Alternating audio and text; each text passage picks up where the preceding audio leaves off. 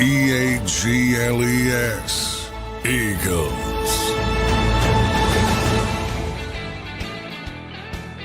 Welcome in, everybody, to a draft day edition of Birds 365 here on JAKIB Sports. I'm your host, Zander Krause. That's my co-host, Johnny Mack, and we have been counting down the days for the last, 50, 60 days, Johnny Mack, here on the show, waiting for this day right here, and the NFL draft will kick off just 12 hours from now. John, how you doing on this Thursday morning, brother?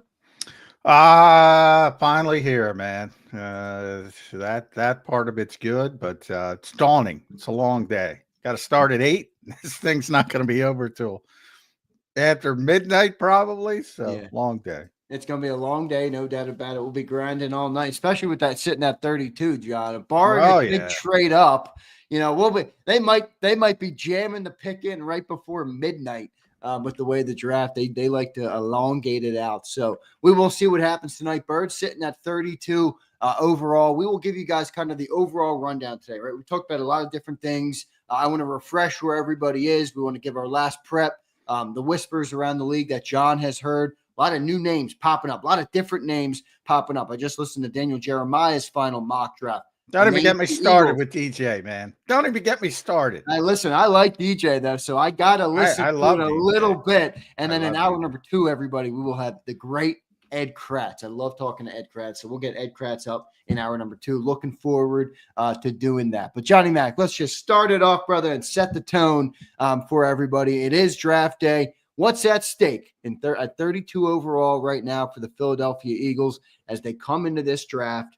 As Super Bowl champs, it's always a different approach, or at least a different feeling coming off a Super Bowl. It's only the second time we've ever been able to do this. Well, I don't want to hype it up to that degree. I know people do. It's not going to, they're going to be good whatever happens, whether they trade up, trade down, stay put, take a player. Obviously 32, you're 32. So a lot of moving parts. You got to wait for the board, how it unfolds. I think it's pretty clear the Eagles want a ceiling type player. But I do want to start with DJ because I love Daniel Jeremiah. Love him. Tremendous at what he does. But, he had his annual pre-draft conference call with us last week. And I'm the one who asked him.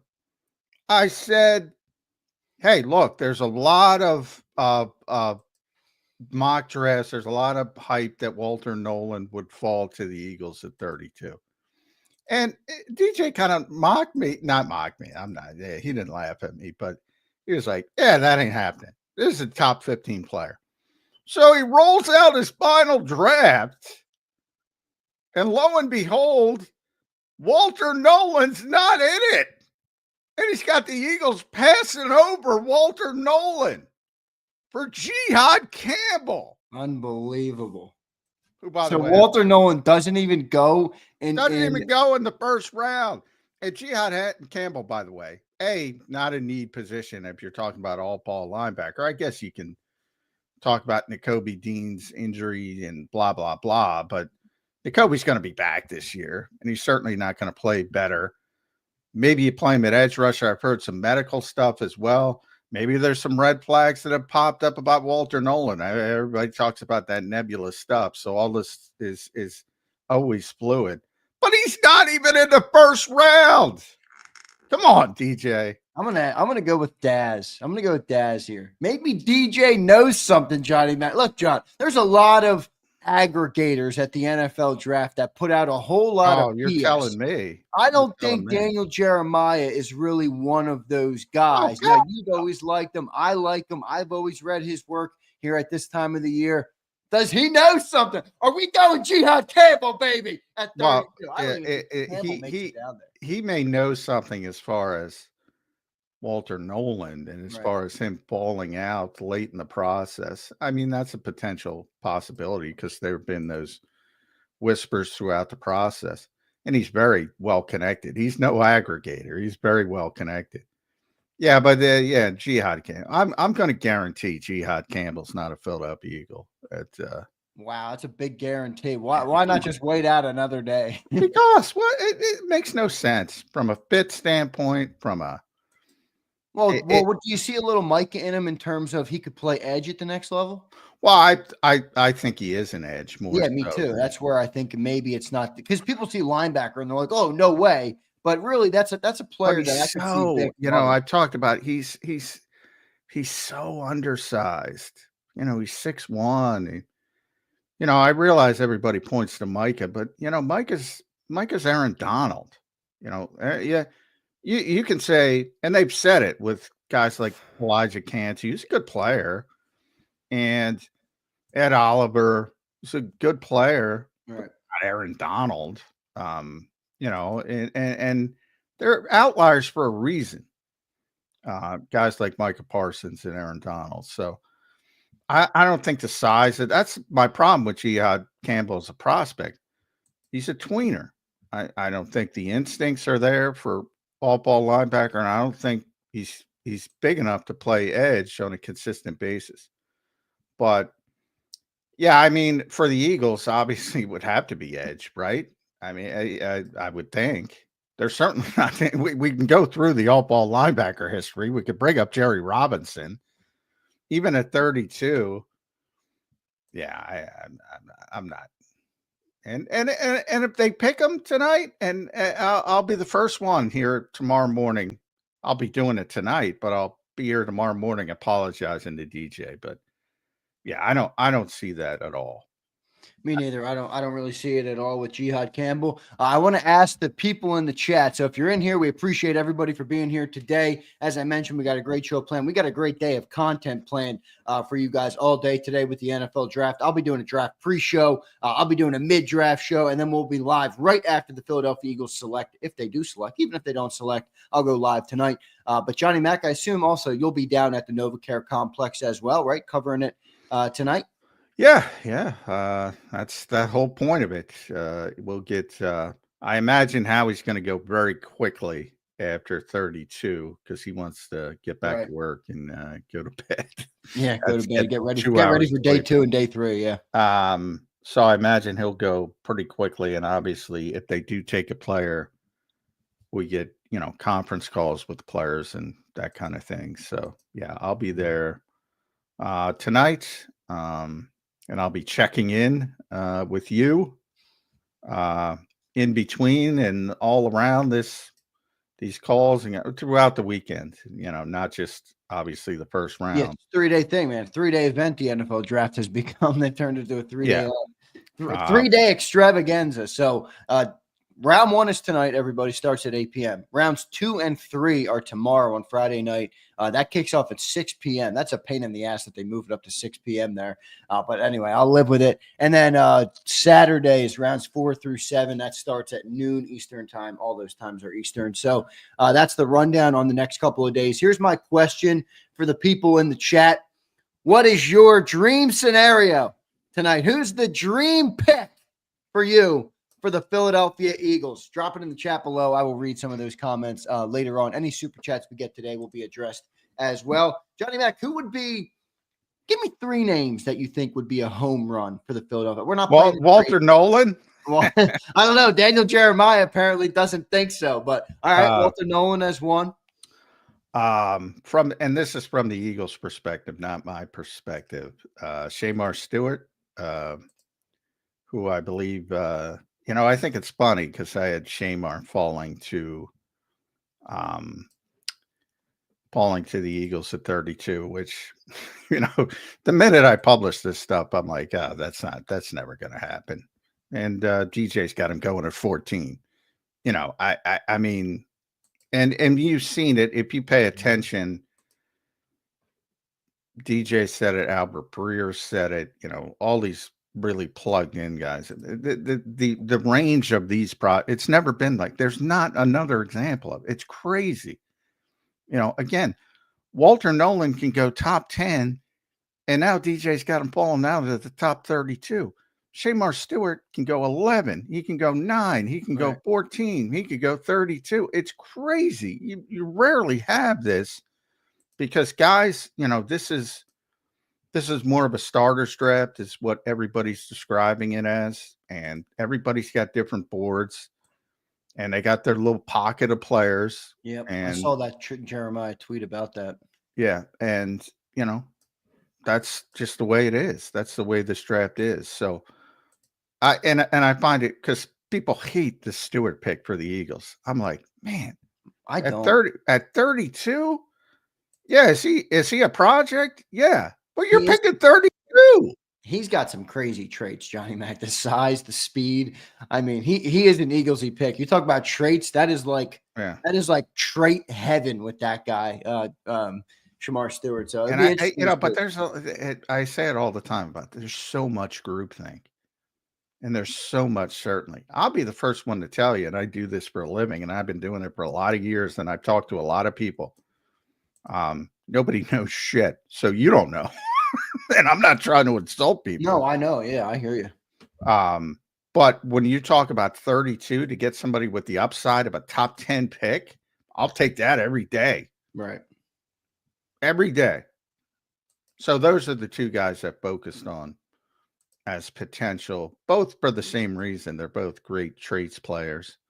If you want to go the safer route, I'm a big Gray Zabel guy. But I don't think he's going to be there. But that guy. I think he's going to go earlier than people think. Yeah, I got him going 19 to Seattle. Yeah, that's pretty good. That's around where I'm thinking. I think there's a chance he could go higher. Obviously, there's a chance, but I like that player, man. He's an interesting one. Nick Scorton, I think is a good fit for the Eagles in the safe category. So those are a couple of the safer people, but they don't like being safe. They like, and Jeffrey Lurie says it, man. If you go along with the crowd, and I'm paraphrasing Jeffrey, that's how you're 8-8. That's how you're mediocre. Right. Now they play 17 games, but you get my point. Yep. That's how you become mediocre. If you follow the crowd, you got to be bold. And the Eagles do a good job with that. And to be honest, I would not. I would be safer. But, that's you'd be safer overall, or you mean you'd be safer in this moment because you're coming off a Super Bowl and you already have a pretty damn good run? I'd be safer overall. I don't like just going for swinging for the fences all the time. You're not telling me you'd be Ryan Poles, are you? No, I wouldn't be fleeced. No, I'm just messing with you because I know you always give Ryan Poles some shit. Well, there's a lot of bad GMs. And don't underestimate that part of it. Bad teams, bad organizations, bad GMs, starting with the New York Giants. And the Eagles generally take advantage of them. But I guarantee if one of those two players falls to the Eagles, there's going to be immense bitching around the NFL. Like, how do you get the same thing every year? How do they let good players fall to the Eagles? Well, they're not afraid of Jalen Carter. They believe that they can bring him into, the Bears. It's not like the Bears didn't think Jalen Carter was a good player.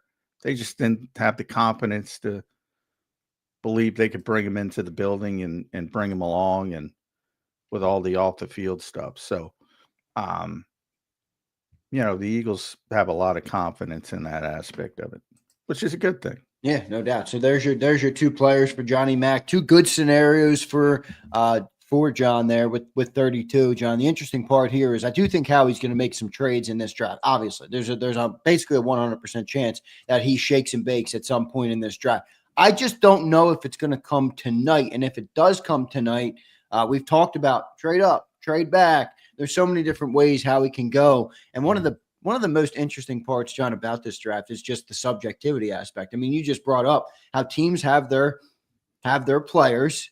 I wonder where the surprises are going to come tonight. Like, will there be players that people think are going in round 2 that get all the way up and go earlier in round 1? Will there be Walter Nolans and Jihad Campbells who fall all the way down to round 2? That's what I'm looking for tonight. And then I think that's where Howie's going to make his move. If a player like that starts sliding and they like him, that's where Howie will pounce, Johnny Mac. Yeah, and that's in every round. But, we're hyped. The first round is tonight, day 1. We got plenty of time to talk about day 2 and day 3, and we'll talk about it today into a little thing. But that's any cluster that I try to explain. The Eagles have sort of a cluster of picks with every group pick, and if there's one guy left in that cluster that they expect to be there at 64, right, they'll try to go up and get him. And if they don't get him, they can't get up, they'll probably fall back. That's sort of how they do it. Now, again, sometimes you have to pick a player. And the best example of that was Marcus Smith, probably, where the Eagles got a little bit too cute. All their guys were gone and they couldn't get out. And all of a sudden they got to take a player, and it's Marcus Smith, who, didn't work out, to say the least. So that's what I'm actually a little not worried, but like that's what I could see that happening tonight, John. If the Eagles aren't able to identify early, not early, but like let's say you get to pick 22. If the Eagles don't have an idea of what they're going to do, which is hard to do because you got to wait for 10 more picks, could they get hamstrung, into 32 where you lose your trade back partner, Nolan's off the board, Stewart's off the board, all your guys are off the board, and you end up taking, a lesser prospect or maybe somebody that you didn't want to take because you couldn't get a trade out partner. No, I mean, preparation will not be a problem for the Philadelphia Eagles. They're not going to be, oh no. I mean, that's just, that's not going to be the issue. The issue comes in where, again, they're going to have a group. It's usually 4 or 5 that they want at this particular position. And, the problem comes with the 6th guy. They have the 6th guy, but he's down from their sort of grading process. He's in the next tier of player. If they have to take him, they'll take him. They have a 7th guy. They have an 8th guy. Right. The problem becomes when you're taking a player you don't believe belongs in that position, which they'll never admit. And, well, okay, I shouldn't say that because occasionally they admit it. Marcus Smith being the example behind the scenes, not in public. But, yeah, I mean, it won't be for lack of preparation. And then sometimes you do have, Draft Day, the horrible movie that everyone loves on Draft Day with Kevin Costner and Jennifer Gardner and the famed Jacksonville GM, Jeff Carson, the worst GM in NFL history.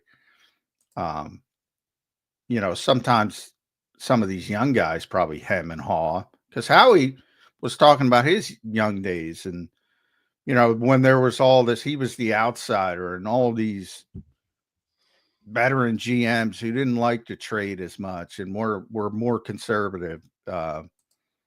And he's admitted, he didn't even call those guys, a little bit of intimidation aspect of, and now he's that guy. There are a lot of people intimidated by Howie Roseman. Yeah. In the NFL, but these young GMs, a lot of people wary. That's why Howie, to some extent, I don't think he likes all the talk that people do of like, oh, you're fleece. I think he likes that. No, you fleece other GM. I saw a report yesterday, not a reporter, whoever it was. Somebody said, an insider said we were blocking all calls from the 215 area code. I don't think Howie wants. Well, that. When it becomes legitimate, he loves when people blow. When people talk about how good he is. He's like anybody would like that. But if it does start affecting the job and people literally don't take calls, which then they shouldn't be a GM. But yeah, you can take advantage of young GMs. I don't think it's common sense. People took advantage of Howie before he learned. And again, I talk about it all the time.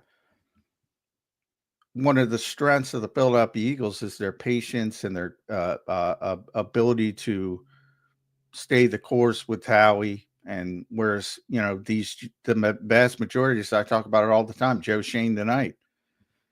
What is he going to do other than try to save his job? Is he going to be a steward of the organization? People say that. Bullshit.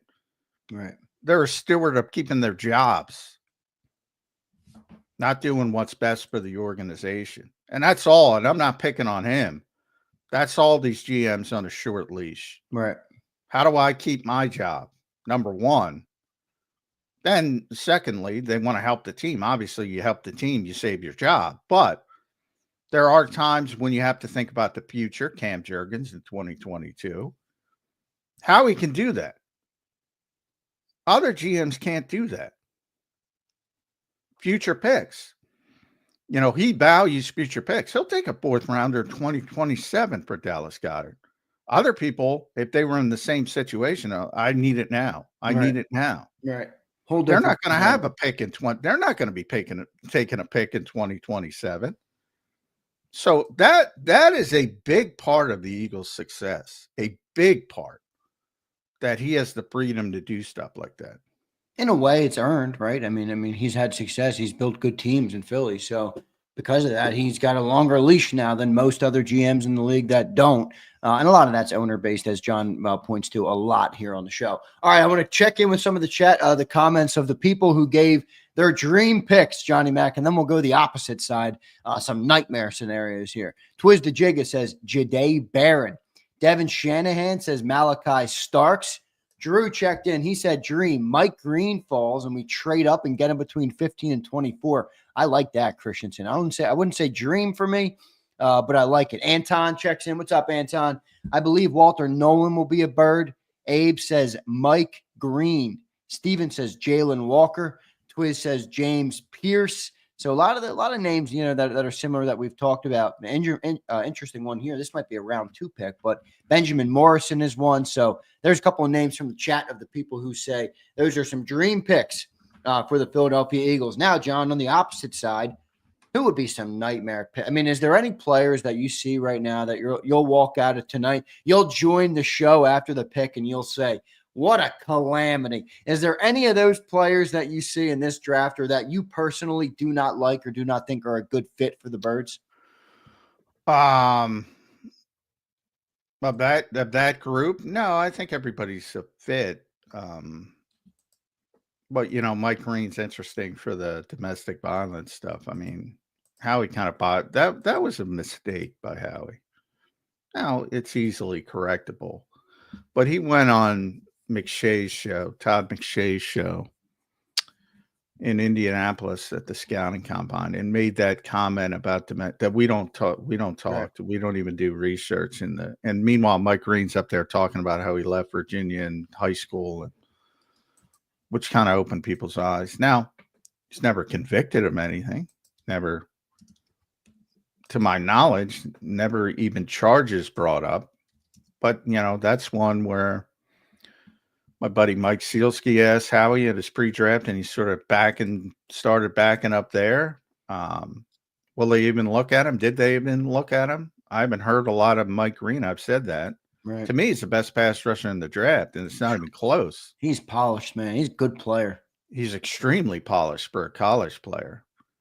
And he's a perfect fit from a football standpoint. Ultimately, I got him going 15 to Atlanta.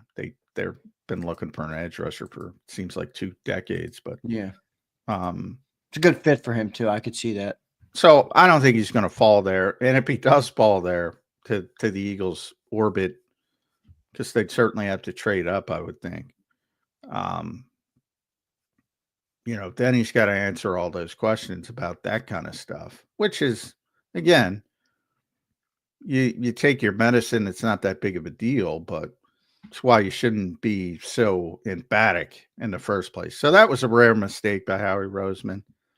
I don't think they're going down the Mike Green route. Long way of saying it. Barron's a player I've talked about. The Eagles like him a lot. They think he's a perfect fit for fixed defense, zone player, natural, like Quinyon, off coverage in that mold. But I don't think he's getting to the Eagles' orbit. I think he might go to the Dolphins. Remember, the Dolphins are, I believe, 13.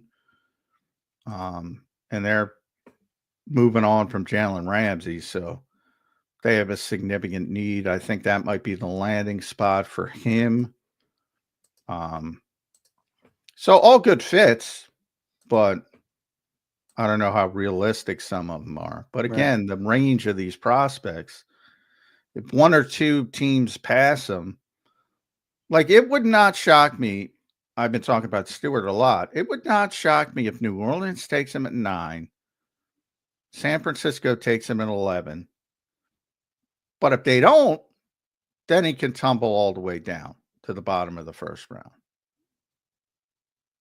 And that's, if Miami doesn't take Barron, well, where's he go next? Green Bay, maybe. Yeah, right. And then if Green Bay likes somebody else, all of a sudden he's tumbling. So it's all these little, it's like a game of Jenga. You pick the right one, you pick the wrong one, and the whole thing comes tumbling down. Daniel Jeremiah had Barron going to the Commanders at 29. That would be interesting. I do think the Commanders are an interesting pick here just because of they're a couple slots ahead of the Eagles. If Howie did want to do a targeted trade up, as we've talked about on the show, I think 28's the minimum because you want to jump over the Commanders. But I don't know if the Detroit Lions are going to be looking to tango. So maybe you got to go 27 with the Ravens, 26 with the Rams, 25 with the Texans, 24 with the Vikings. Of those teams, I think the Vikings, as we've talked about, are the most likely just because they don't have a lot of picks. And then I think maybe the Rams are an option, but they might be looking for a player as well. And they might not want to help out the Eagles, who they're trying to catch up with. Daniel Jeremiah had them taking Omarion Hampton because their running back. Why am I blanking on his name? What's that? Kyron Williams. Yeah, Kyron Williams. Kyron Williams is a good player. Yeah, but he had one run of 30-plus yards last year. That's it. Saquon had 10 in the regular season and 3 in the playoffs. That's what Daniel said on the show. So he's like, they want a home run hitter, and Omarion Hampton could be that guy. Well, I don't think Hampton's getting by Denver. I don't either. Hampton's a good player. I think he's a little bit slept on because of Genty. He's not the top running back in the draft, but he is a good player. I don't like comparing people to Saquon. I think that's a bad comp situation because nobody's going to look good, especially compare them to last year. I don't think running back's a weakness. If I'm going to criticize Kyron Williams, it's ball security. He fumbles too much, and he fumbled twice against the Eagles. The first game they were going right down the field. He fumbled. Then you had that big fumble when Jalen Carter punched it out. So I have some ball security, but he's a really good player. I don't see that as a significant need other than he's not Saquon Barkley. If you want Saquon, good luck, Ashton Genty's a legitimate. He's Saquon Barkley, but you're looking for a home run hitter. You got to looking for a guy that's got some top end. That guy that can go the distance if you need him. Johnny Mack. Then take Jaden Blue in the third day. If you just want somebody you can, he's a good back. He's a good back. It's like one of those things where if you can get Ashton Genty, all right, but you're not going to be able to get Ashton Genty. Sort of my Chester Taylor, Adrian Peterson conversation all the time. Well, yeah, if you can get Adrian Peterson, if you can get Saquon Barkley, if you can get right. And I don't want to go to the point of Ashton Genty, but he's a legit top 10 prospect. He's interesting. I can't wait to see where he goes. I think he's going to Jacksonville. He's probably the most popular player in the top 10. Jacksonville wants him. Las Vegas wants him. The Bears want him. So that's where you might see people jockeying. But I keep hearing Jacksonville with Ted McMullen as well. I'm like, and they're such a bad organization. I apologize, Tony. They're such a bad organization. I could see them making that move. And boy, will I be ripping them if they make that move. Ted McMullen at number 5. I know that's way high. Daniel Jeremiah had the Cowboys taking Ted McMullen at 12, which Johnny Mack has talked about a little bit here on the show as well. Good stuff there, John. We're going to get into some of the whispers coming out around the NFL. I think there's a lot of new, hearing a lot about Shador. You're hearing a lot about Jackson Dart. Holy moly, the hype train on Dart. That thing's a freight train. Well, if people listen to this show, they've already known that. Yeah, they were ready for it. But boy, it's really picking up steam everywhere now. Now, apparently, I saw something on Twitter yesterday. Joe Schoen's son, has an Instagram account. You know how the kids are, John. They're all on social media. So he posted up last night like a Jackson Dart highlight reel on his social media. now I'm and then he locked his account so that nobody can see it. Now everybody's like, oh, the Giants are going to take Jackson Dart. So they better get over Pittsburgh. There's a lot of that. I love it. But I do want to give John a little updates actually that happened on the Eagles yesterday. We talked a little bit about some wide receivers. fifth-year options. All right. The Eagles declined the fifth-year option of Jahan Dotson. All right. We all expected that to come, but they did make it official yesterday. Now we're waiting on, I believe we're waiting on Kenyon Green, who they traded for. And then you're also waiting on Jordan Davis. I'm not sure if they already did Kenyon Green or declined his. I mean, I don't think they're picking that up, obviously. No, they're not. But just waiting on Jordan Davis. Well, just the Eagles don't confirm anything when it comes to contracts, but yeah, they're not picking up the fifth-year option. But that's not a surprise.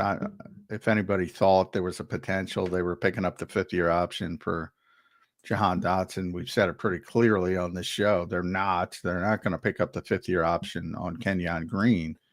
Jordan Davis, they had Kenny Pickett. They wouldn't have picked up the fifth-year option on Kenny Pickett. Now that's Cleveland's responsibility, and they will not pick it up. Jordan Davis is the only key one, the only sort of decision, legitimate decision. And the Eagles have until May 2nd, so they're going to make that relatively quickly. But yeah, with Dotson, and I've mentioned sneaky trade candidate as well, potential trade candidate. You know, if the Eagles want to save a couple bucks, like they did with Kenny Pickett, basically same thing. And he's, you know, if he's here, like I said, I like the player better than most people seem to like the player, but to me, he's the best wide receiver 3 of the Nick Sirianni era by far that the Eagles have had. He showed he can make plays when the ball comes his way in the playoffs, but he's not going to be here in 2026. Not going to be here. So if your mentality is, well, we signed Terrace Marshall, we like Terrace. I don't know what the Eagles believe with Terrace Marshall. He didn't do much, but they liked him coming out of the draft. A lot of people did. High draft pick.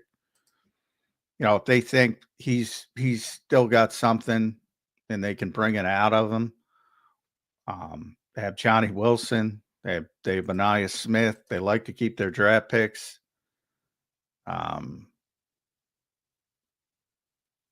You know, if they believe that, they could save a couple bucks and get a 6th or 7th round pick and maybe use that to move up again or do something else.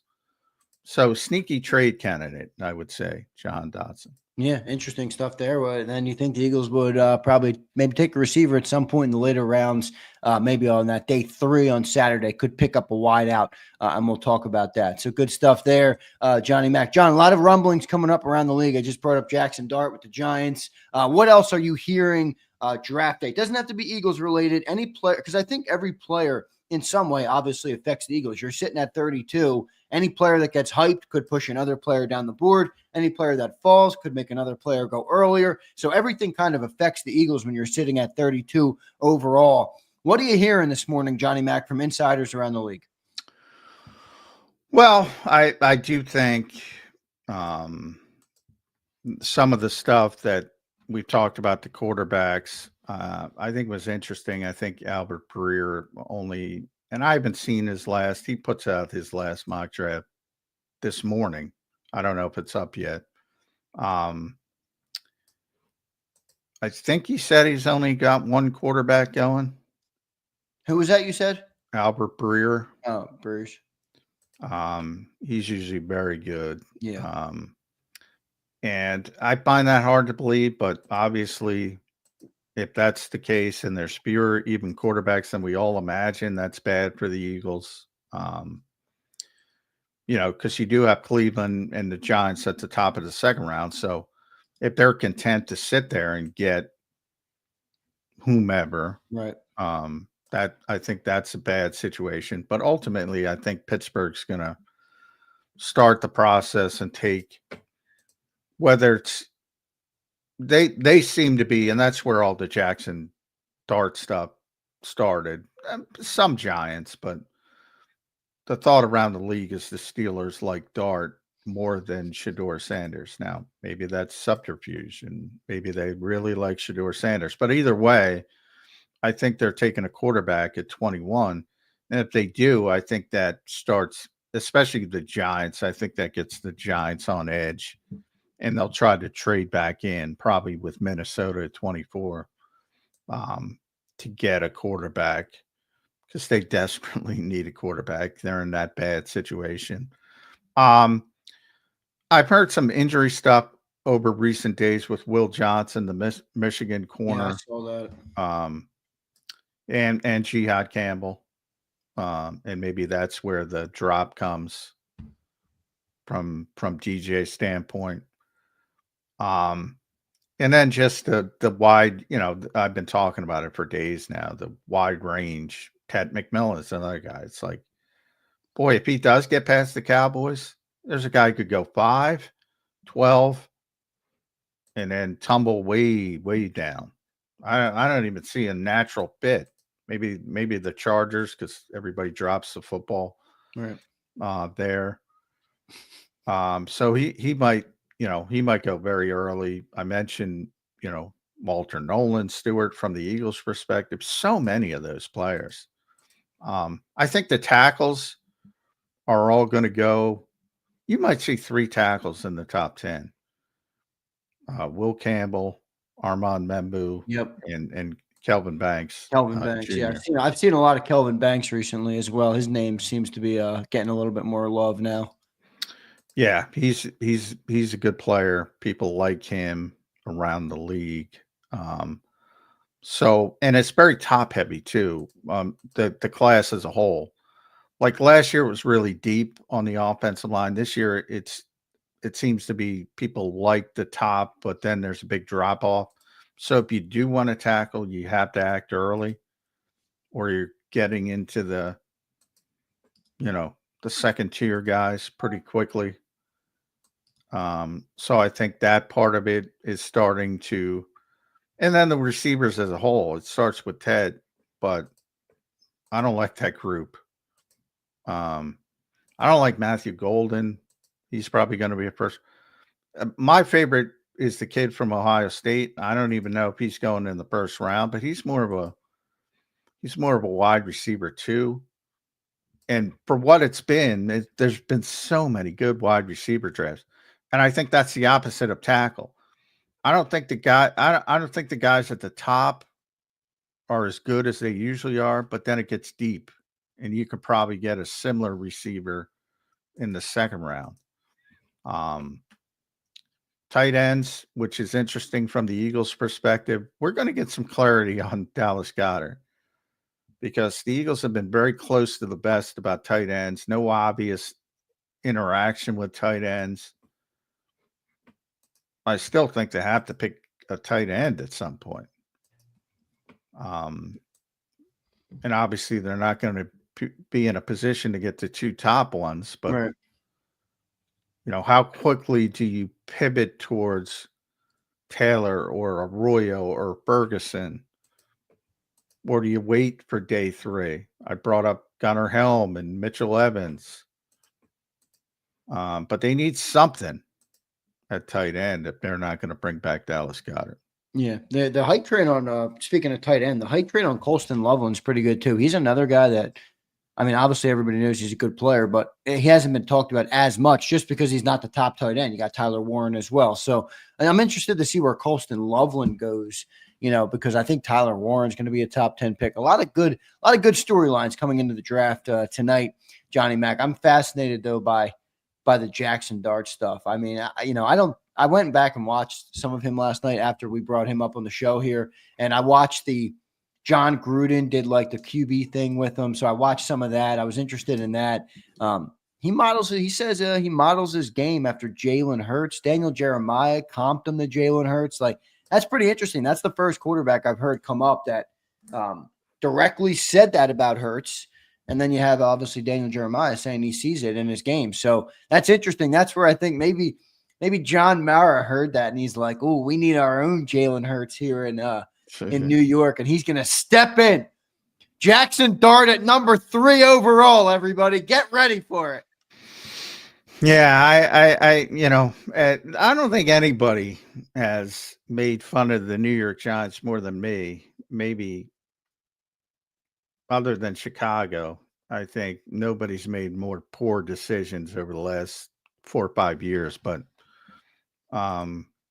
Yeah, I don't believe they're that dumb. Even I don't believe I don't either. I'm just messing with people. But no, I did see though that Dana Jeremiah, that's legitimately what he said when he said Dart. He said that his pro comp is Jalen Hurts. And then Jackson Dart said, I model my game. I watch the most tape on Jalen Hurts. Well, I think that from Jackson Dart's instance, I think, that goes back to our disrespect. I don't see that at all. Eagles fans have this sort of, I don't know, complex that everyone is disrespected. I think it's the exact opposite. I think Jalen Hurts is a ton of respect around the league, and it doesn't surprise me at all when young players start to gravitate and compare themselves, although you shouldn't, young players, to any proven player, because you're just creating. Why do you say they shouldn't? Yeah, you're creating unrealistic expectations. Like, if somebody says, "Hey, I think I'm like Joe Montana," Well, yeah, I agree with that, but I do think there's an element of like you look at people who are successful and what you're trying. Well, no, I mean you generally frame, and I didn't hear what he said, so I mean he probably framed it as, I think I have similar traits and blah blah blah. Although, I doubt he squats 600 pounds, but maybe he does. He's a similar size, 6'2", 220-ish. He's got similar athleticism from, he's not Lamar Jackson explosive, but he's got good movement skills. So from that standpoint, yeah, it doesn't. And when you win the Super Bowl, as you've seen with time and men's health, you become, in a lot of ways, you become the face of the league, at least for a short period of time. So it doesn't surprise me. Yeah. So Dart said, he said it on the Kay Adams show. I've tried to model my game after Jalen Hurts. And that's fine. Model, because you always get that question. You'll hear that all weekend. Yeah, right. You hear that. Is there anybody you model your game after? Right. Yeah, that's fine, But yeah, understandable. Similar size, like I said. Yep. Similar athleticism. And what CPS, the same work ethic. That's probably the delineation, Yeah, right. And the same emotional stability. How about that? Let's get to a couple super chats. I will take some comments from people. We got Ed Kracz coming up in hour number 2. So looking forward to talking to Ed. It is draft day, everybody. Will the Eagles make a pick tonight? They're sitting at 32. One trade back, one spot back, and they're out of the first round. And we'll talk to you on Friday night. So we'll see what they end up doing tonight. Here's a super chat from JD3 checking in. Our resident Harrison Bryant super fan. The jersey's in the mail, JD3. I can't wait to be glued to the TV for hours just to trade out last minute. Trying not to get excited, but it's hard. Yeah, it's possible. It's definitely possible. Yeah, I mean, it's not the end of the world either. I mean, they're going to make news, whether they trade out or take a pick or trade up. They're going to make news. Right. Last time they trade out, they won the Super Bowl. They got Dallas Goedert. So, in the second round. So just got to sleep another night. The Eagles are on a legendary run of second round picks, John.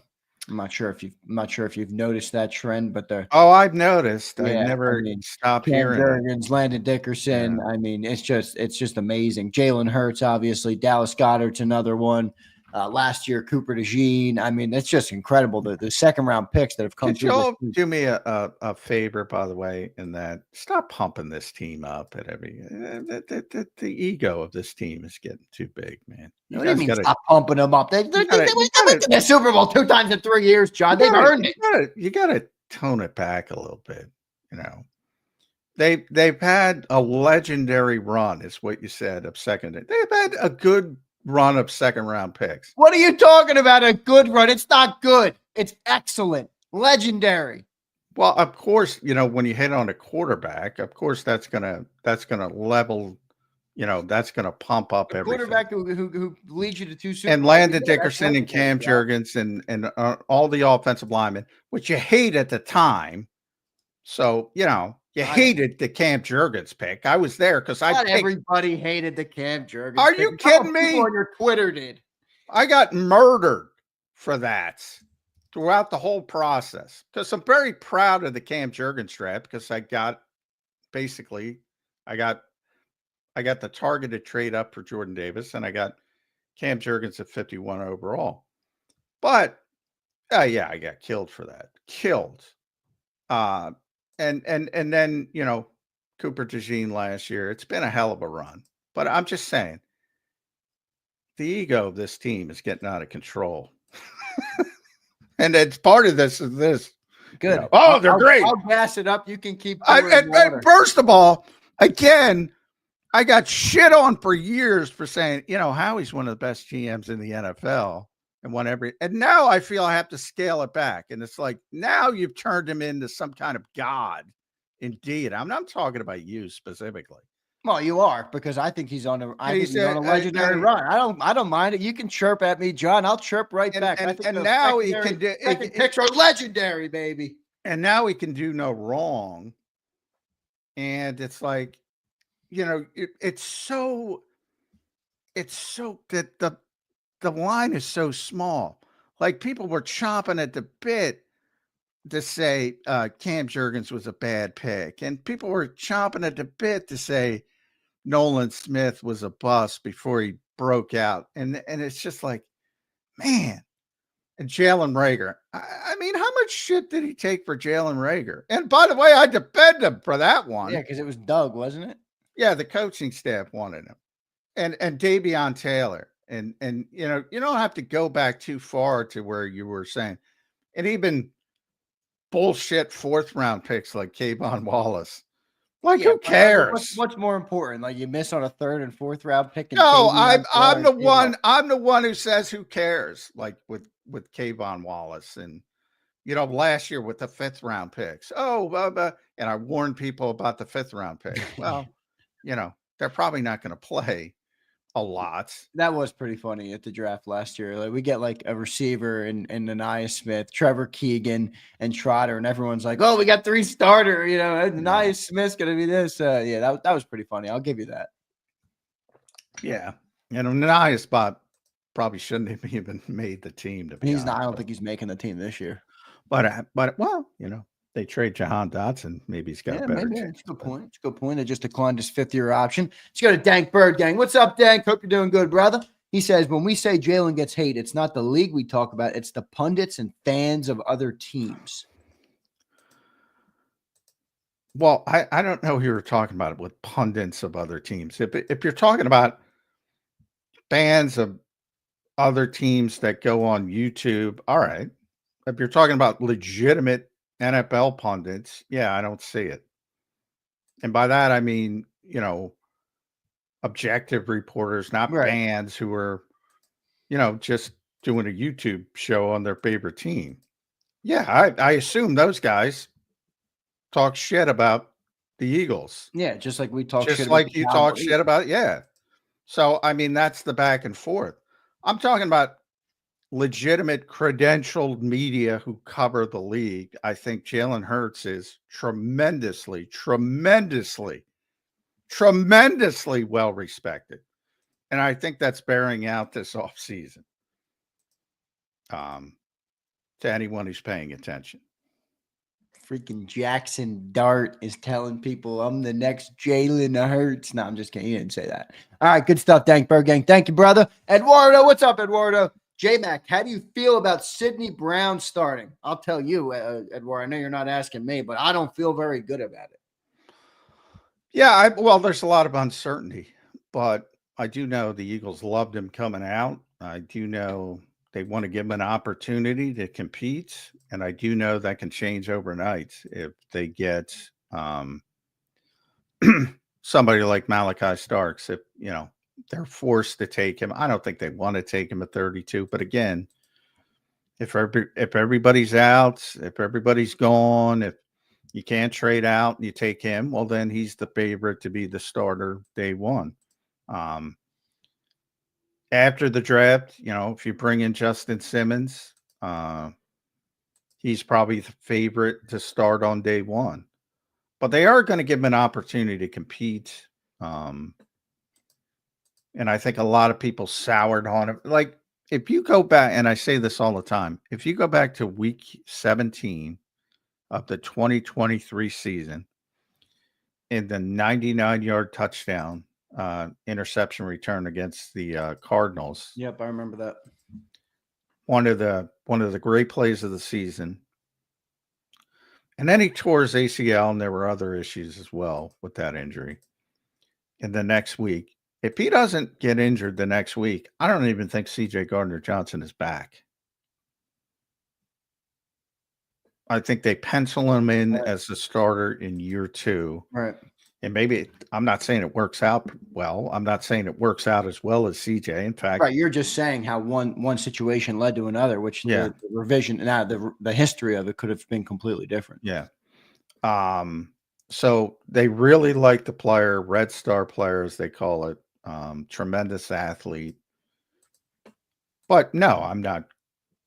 If you're asking me if I'm confident in him as an NFL starter, I have no idea, because he's got to prove he's healthy. He was not healthy at all last year coming back from that injury. So hopefully a year off. The assumption is he's going to be 100% a year off the injury, a full year.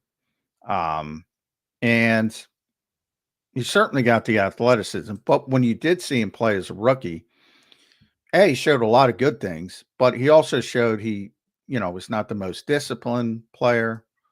And that's a big thing in a big Fangio defense. So he's got to prove that he can be more disciplined, more focused, and, do his job, so to speak, the old Patriots mantra, versus maybe freelancing a little too much. But, that was one of the knocks on CJ, that he freelanced a little too much. So there's a give and take to that. Yeah, there is definitely a give and take. We'll see what Sidney Brown's able to do. Or if the Eagles draft Malachi Starks, he's another name, John, that has gotten a lot of conversation, this draft cycle. Yesterday, Sal Palantonio put out on Instagram a post of Malachi and said, the Eagles love Malachi Starks. The only problem is the entire NFL loves Malachi Starks, and they might have to make a big Howie Roseman splash to go and get him. I don't know what that means, but I do think Malachi Starks is a player that the Eagles like, and if he fell to him, maybe he would be a pick there in round 1. Yeah, it's possible. Like the player, it wouldn't be my favorite move for the Eagles. I won't lie to you guys. I love Sal Powell. I don't think he's good. I think Sal Powell's going to be at the Giants tonight, because obviously the Giants are a bigger story. Yeah, right. But I love Sal. Yeah, I mean, you got the Nolan people, you got the Starks people. It's sort of like there's 57 first round. Well, this guy's a first round pick. This guy's a first round pick. The Eagles like this guy. The Eagles like that guy. The Eagles like this guy. The Eagles will trade up to get this guy. Can't trade up to get multiple players. So who do they like? Obviously, there's the Georgia connection. I do know that they're very focused, and I mentioned this on the show. They did a lot of work on defensive backs late in the process. And I think a lot of that is tied to Vic saying, look, we're the number 1 defense in the NFL, and a big part of it was the coverage ability and that group together. And you take away CJ, you take away Slay, right? You take away Rodgers and even Maddox, and you're going to say, all right, go do it again. So I think Vic is behind part of that, but Vic's not making the picks. And ultimately,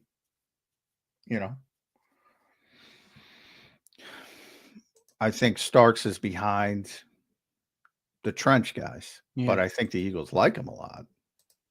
They like him. I get the sense that Vic almost values secondary and line the same. I'm not saying the Eagles do. I'm not saying that they would go that route. I'm just saying I get the sense when I listen to Vic. I listened to him on Shapiro with the Governor. I listened to him at the Phillies game, which was only a brief interview, but I get the sense, man, he really wants good coverage guys. Like, he really wants good coverage guys. Well, I get the sense, with Vic, ironically, I think he likes linebackers better than anything because that's his expertise. He Right. was the linebackers coach before anything else. So he also, Howie gave him the option, like, which one do you want? Yeah, I saw that. Zach Bond and Milt Williams and Josh Sweat. Now, typical Eagles mentality is Milt Williams. Let's be honest. Yeah. Now, in-house defensive interior young defensive player. Yep. In-house, drafted him, everything. Now the money got it outrageous, but that factors into it as well. But yeah, Vic just likes good players, man. No matter where they are. But if you ask me, like, his favorite are linebackers, ironically. But I just think he sees all the attrition in the secondary. And they had plenty of attrition on the defensive front. Yeah. But no, it's 2 edge rushers. But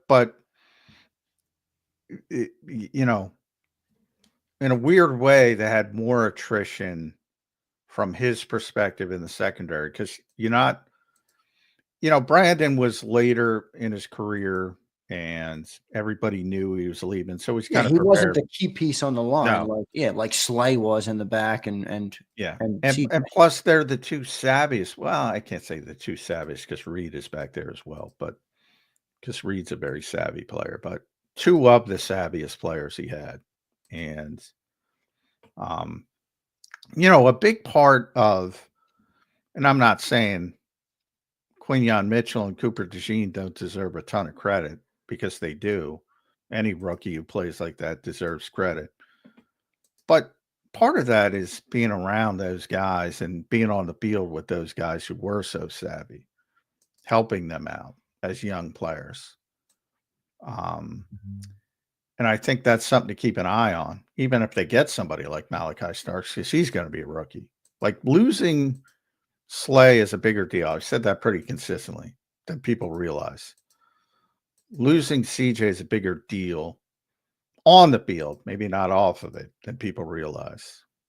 Well, and you can see with CJ.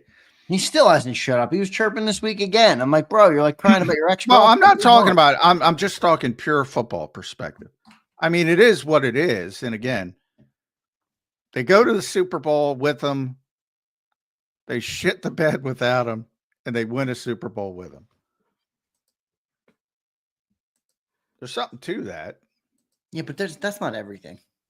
No, it's not. Well, I'm the one who tells you all the time it's not everything. Yeah. I mean, I've heard CJ say that, though. Oh, 2 years I was there. They went to the Super Bowl. I'm like, oh, yeah, Saquon Barkley, the offensive line, Zach Bond, Jalen Carter, all those guys, right? I mean, they didn't have much to do with it. Come on, CJ. I mean, I appreciate your contributions. Yeah, but I'm saying, listening to him cry about it. I'm forget about the Super Bowl. Ironic. I'm going to clip that and bring that up every time you bring up the Super Bowl about quarterbacks being the be all end all. But so I shouldn't have went down the Super Bowl route.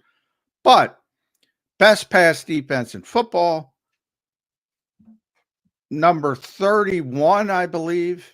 Best pass defense in football with CJ Gardner, without CJ Gardner. Right. I mean, that is telling to a certain degree. It's only part of it. There were injuries. We know what happened in the 2023 season. They played 9 different slot corners. Sean Desai was, in over his head, blah, blah, blah, all that. But I mean, the dude's a playmaker. He's a pain in the ass, but he's a playmaker. And that is hard to replicate. So my takeaway from this is do not overlook secondary tonight at all in round 1. I mean, originally I was like, they drafted two secondary. Well, like Barron as well. Somebody, and I mentioned those guys a couple of weeks ago. Those are the 2 specific names I was given, Starks and Barron.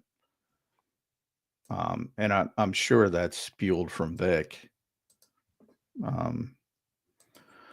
But even if they get Malachi Starks, and I find it very hard to believe as a rookie he's going to produce like CJ Gardner Johnson. I think he would have the best chance at it. I think he's pro ready, but I agree with you. That's an uphill battle. Let's go to Bob Brown here. Bob checks in because we're talking about the secondary. I think this is an interesting conversation here. Good coverage, Zander. Good coverage and strong safety play helps get your pass rush home. QBs hold an extra second. That's all it takes. Amos at 32 and Winston in the second. That'll make our D line better. That's an interesting take there. That's two secondary players with your top two picks. I do like Trey Amos, and then I think Winston's that Kevin Winston Jr. from Penn State. I don't see them. I don't see them doubling down. Yeah, I don't either. They gotta, like you said, I like the word repopulate. They gotta repopulate the D line. Yeah.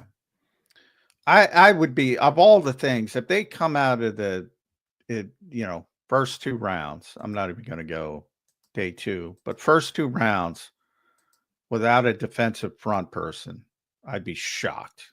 That's the only thing that would shock me. If they take Starks, it wouldn't shock me, but then they're going defensive front in the second round. You bet your ass. Barron, because I know, and he's not going to fall anyway, so it wouldn't shock me. But they're coming out of the first two rounds with a defensive front player. I mean, you lose Milton Williams, you lose Josh Sweat, you lose Brandon Graham. Yeah. They do not believe that they are ready to play with that group of edge rushers right now. They don't believe it. You might believe it as fans, but they don't believe it. Yeah, but the only thing is, like, they didn't sign. Am I blanking on somebody? Who did they sign in free agency as a secondary player? Adoree Jackson. And as a matter of fact, I was on with Jody last night on WIP. I said, of all the Tamu signings, now Charlie Hewlett is the one who I guarantee is going to contribute. Obviously, yeah. But of all the Tamu signings, the one I think with the best chance to start is Adoree Jackson. Kaylee Ringo. Yeah, I mean, if you just try and read the tea leaves, though, John, from all the Tamu signings, like they got edge rushers, multiple of them, 3 of them for crying out loud. They got, you just mentioned Adoree, a corner. They didn't get any safeties, and they didn't get any defensive tackles. Well, safety, I think they're waiting for the draft, to see what happens, and then if not, you're going to see Justin Simmons here pretty quickly. Would be my guess, and he's a little bit too expensive for the Tamu signing aisle, so that'll change quickly. So I think it's an incomplete picture. Other than, they do like Ojulari, and I think Uche's a worthy swing of the bat as well. But they want those guys to be the fourth of the rotation. Yeah, right. The back. Yeah. And I've said it. They need a centerpiece. They need a headliner on the pass rush. Over under 40% chance that the Eagles trade for a veteran player tonight. Over under what? What is the number? 40%. Trade for a veteran player? I think it's not just a player that's in the league. Could be a Trayvon Walker. Could be anything like that. I would go under. Now during the draft, I would go tonight. I'd go under. During the whole draft, I'd go slightly over that, but tonight I'd go under. Yeah, I agree with that. Good stuff there, gentlemen. A couple more super chats we'll get to here, and then we got Ed Kracz coming up at 9:20.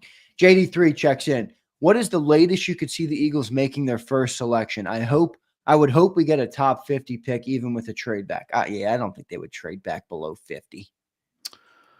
They could. I mean, they traded back Dallas Goedert, I think was 51, and then they moved back up to get Dallas, who I think I'd have to double check, but ended up going 49th.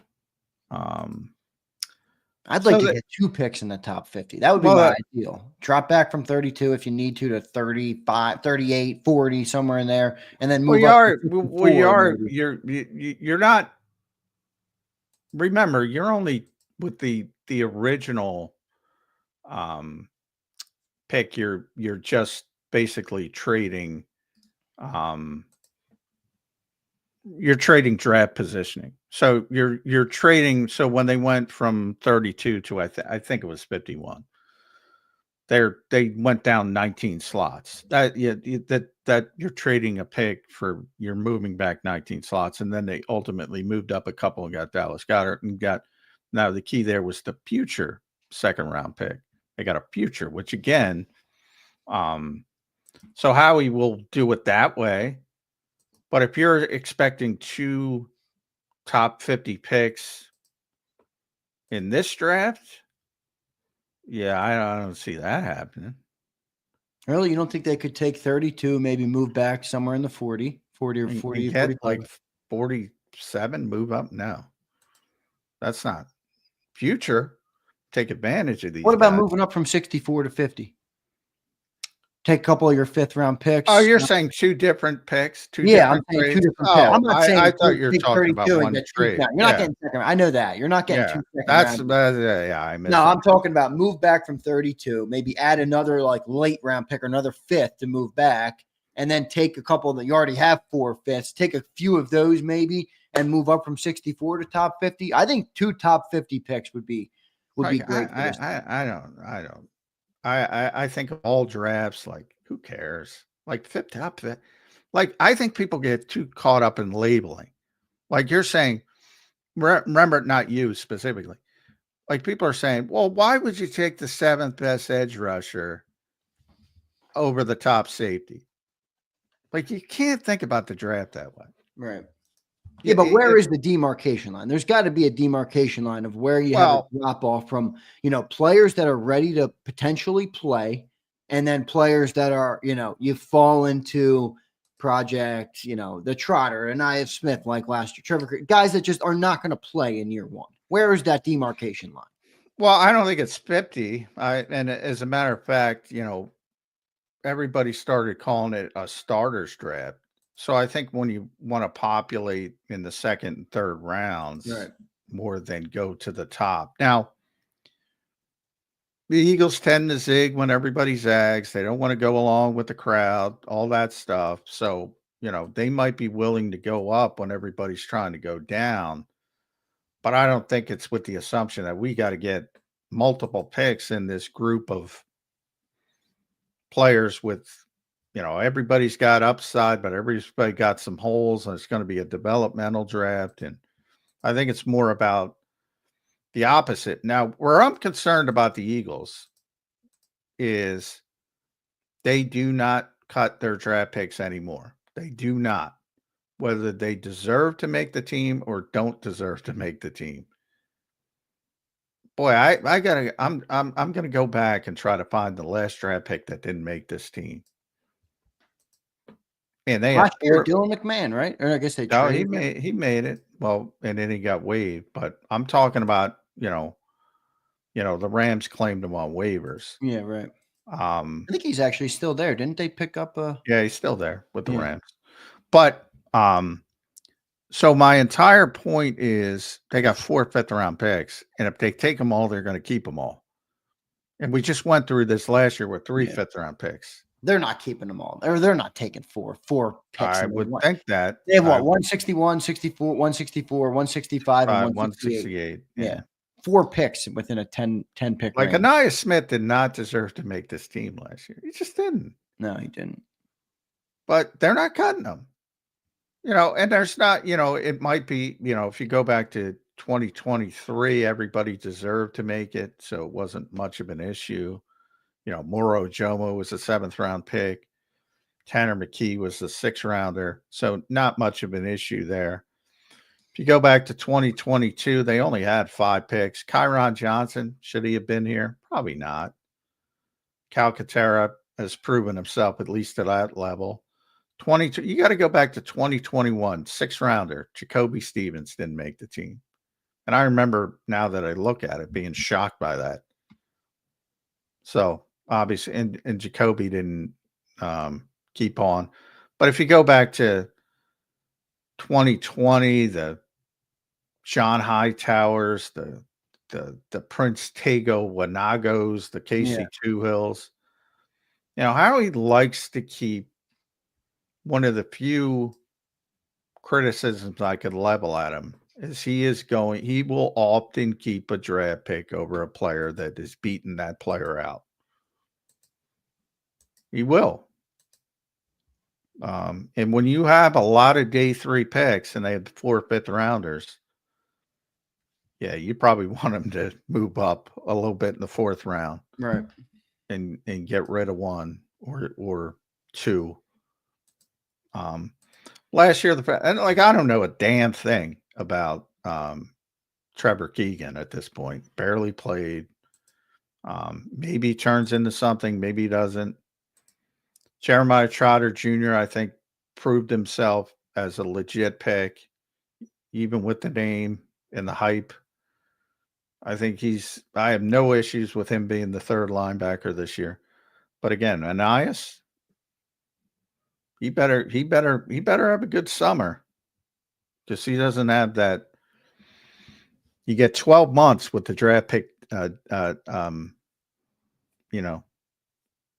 of grace, and he's going to have to make the team this summer. Yep, no doubt about it. So the picks tonight for everybody, or for the not tonight, the draft for the 2025 draft, they have 8 overall picks. All right, they have 32 in round 1. They got 64 in round 2. They got 96 in round 3. Obviously, you're at the end of each of those rounds because you won the Super Bowl. Round 4, you're pick 134. I guess that's because of the comp picks, right, John? That's where they start adding a bunch of comp picks, so the Eagles got pushed down a little bit further. No, they got that DeAndre. Yeah, I missed that. They got the DeAndre. They traded that pick and got it back. 130. What number is it in the 4th 134. round? 130. Yeah, they have 134. So they have 1 4th round pick and 4 5th round picks, and then they don't have anything the rest of the way. The rest, yeah. That's not necessarily a bad thing, to be honest. No, it's not. 6th and 7th rounders. I mean, they're not. I mean, hey, Howie won't like sitting around. He won't. That's the one thing. I mean, what are you doing with those 4 5ths? I don't think you're taking, if they have 8, John, they have 8 picks coming into it. How many players do you think they take this year? I'm going to say 6. Yeah, they need to populate the roster. So yeah, but they do. They just signed 12 Timu signings. Yeah, but still, I'm not saying they're all going to make the team, but I'm saying I feel like they looked at that as a part of the repopulation of the roster in a big way. And when I said,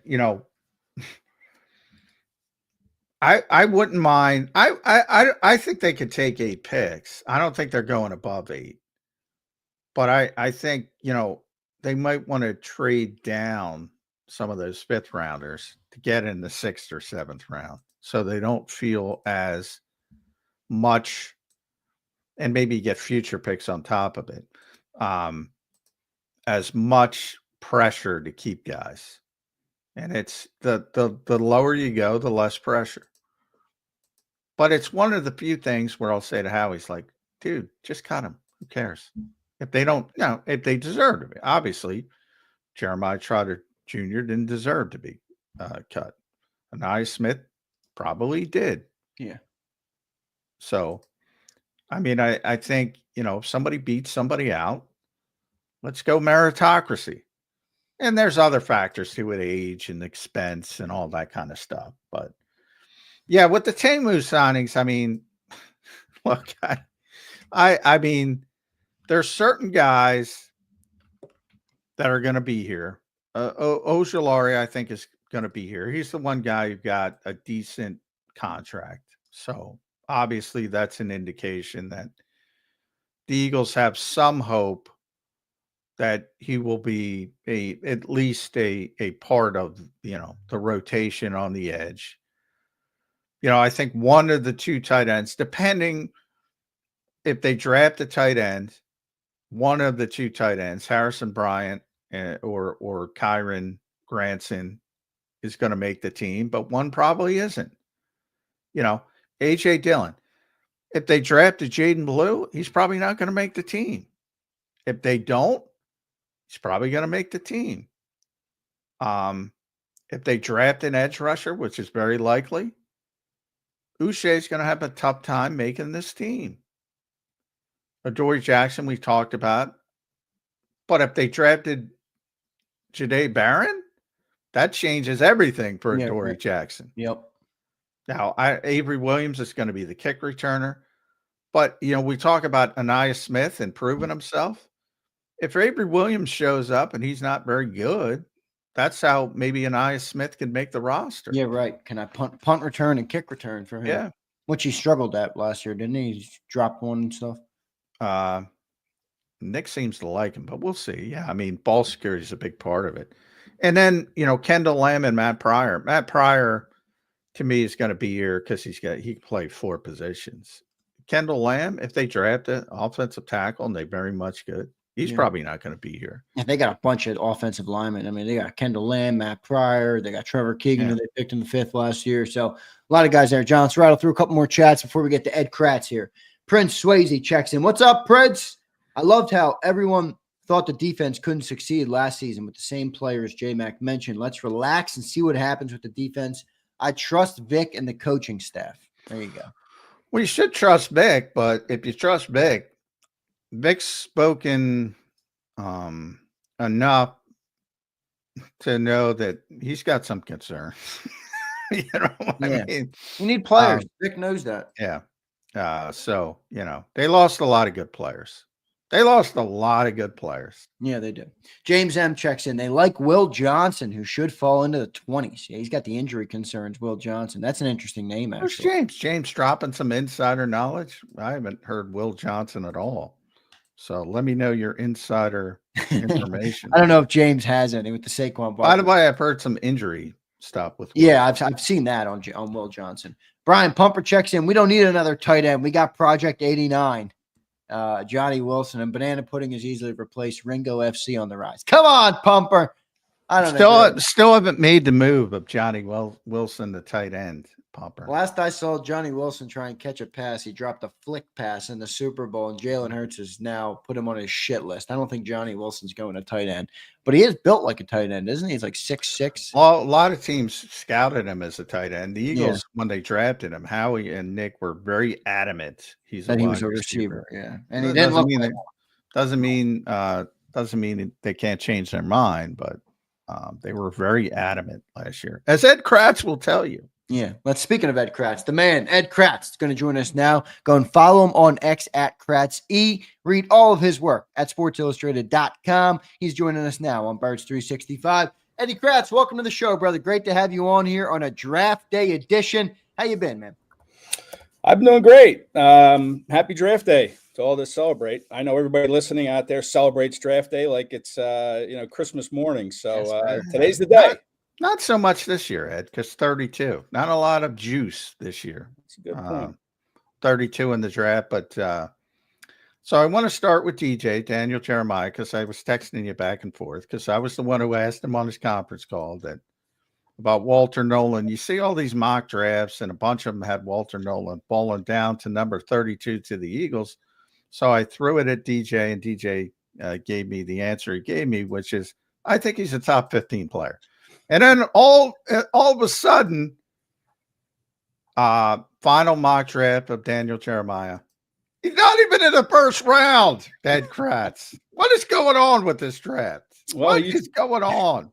He used to work with Howie Roseman. Maybe that's it. That's he threw some shade on your question there and didn't even put him in the first round. He's helping Howie. I like that conspiracy. He might be. Or maybe he talked to more GMs as we get closer to the draft, and a lot of them have taken Walter Nolan off their board for whatever these red flag issues are with maturity, whatever the case is. But, maybe that's the case. Maybe not enough love for Walter Nolan from a lot of GMs in the league as a first-round pick. Boy, he seems like a Howie player. Yeah, I said if that, to me, he's the most Eaglesy pick in this draft. I've coined the term Eaglesy. Yeah, I agree. In fact, my mock draft that I have the Eagles trading up with the Rams to get ahead of the Commanders and Ravens to take Walter Nolan if he's still there. Yeah. Even though he's not my favorite player in this draft, I think putting him next to Jalen Carter for the next 5 to 7 years, whatever it is, it's just, gets your mouth watering. Yeah, who is your favorite player? Efficient player, by the way, also next to Jalen Carter, who's about to make $40 million. Yeah. Yeah. Who's your favorite player, Ed Kracz? Well, I like Donovan Ezeraku, the pass rusher from Boston College, just because I think he checks all the boxes that the Eagles look for. He was a team captain. Eagles love team captains. They love that leadership quality. High production player, over 16 sacks. I think he was second in the FBS in the country with 16 and a half. He's got great effort every play. Loves football, has a real passion for it, and the Eagles love all those intangible qualities and all the tangible qualities that he puts out on the field. So I think he makes a lot of sense for Philadelphia. He's an edge rusher, which we all agree that the Eagles need to kind of, like John says, repopulate that room a little bit. I just don't know. I haven't seen him really fall past Tampa at 19 for the Eagles to get there. That's the only problem. Is Walter Nolan could fall into their range, but I don't think Donovan Ezeraku does. But I love Donovan Ezeraku. I think he's going to have a great career. Bill O'Brien, who coached in the NFL and at Penn State, of course, loves the kid, raves about the kid. So South Jersey kid too. Yeah, right. Yeah. Williamstown, I think it is. But he's just, to me, he's my favorite player. I just don't think the Eagles will be able to get him. Ed, shed some light on what you think of this. Like, I think there's two lines of thinking here with the defense where, secondary or defensive line. They obviously need help at both places. You hear Malachi Starks, you hear Trey Amos, you hear a lot of these guys that they've brought in on visits. They brought in more safeties and corners than I anticipated. And then you also have, you just mentioned Ezeraku. There's a bunch of defensive linemen, Walter Nolan. What do you think the bigger need is for the Eagles? Where do you see them going in this opening round? Yeah, I don't think you can discount Malachi Starks at all. I think they really love that kid. Mm-hmm. It would be real interesting to see them take him, because you could have, 7 former Georgia players starting on defense next year, which is, you've never seen that before.